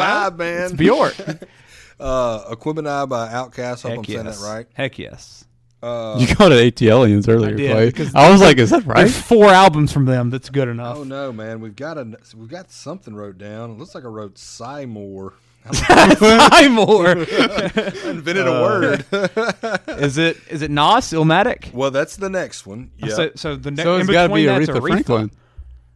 We There's didn't- no we S didn't- in we there. didn't put Aretha down, did we? Aretha should be in. There's no S in there.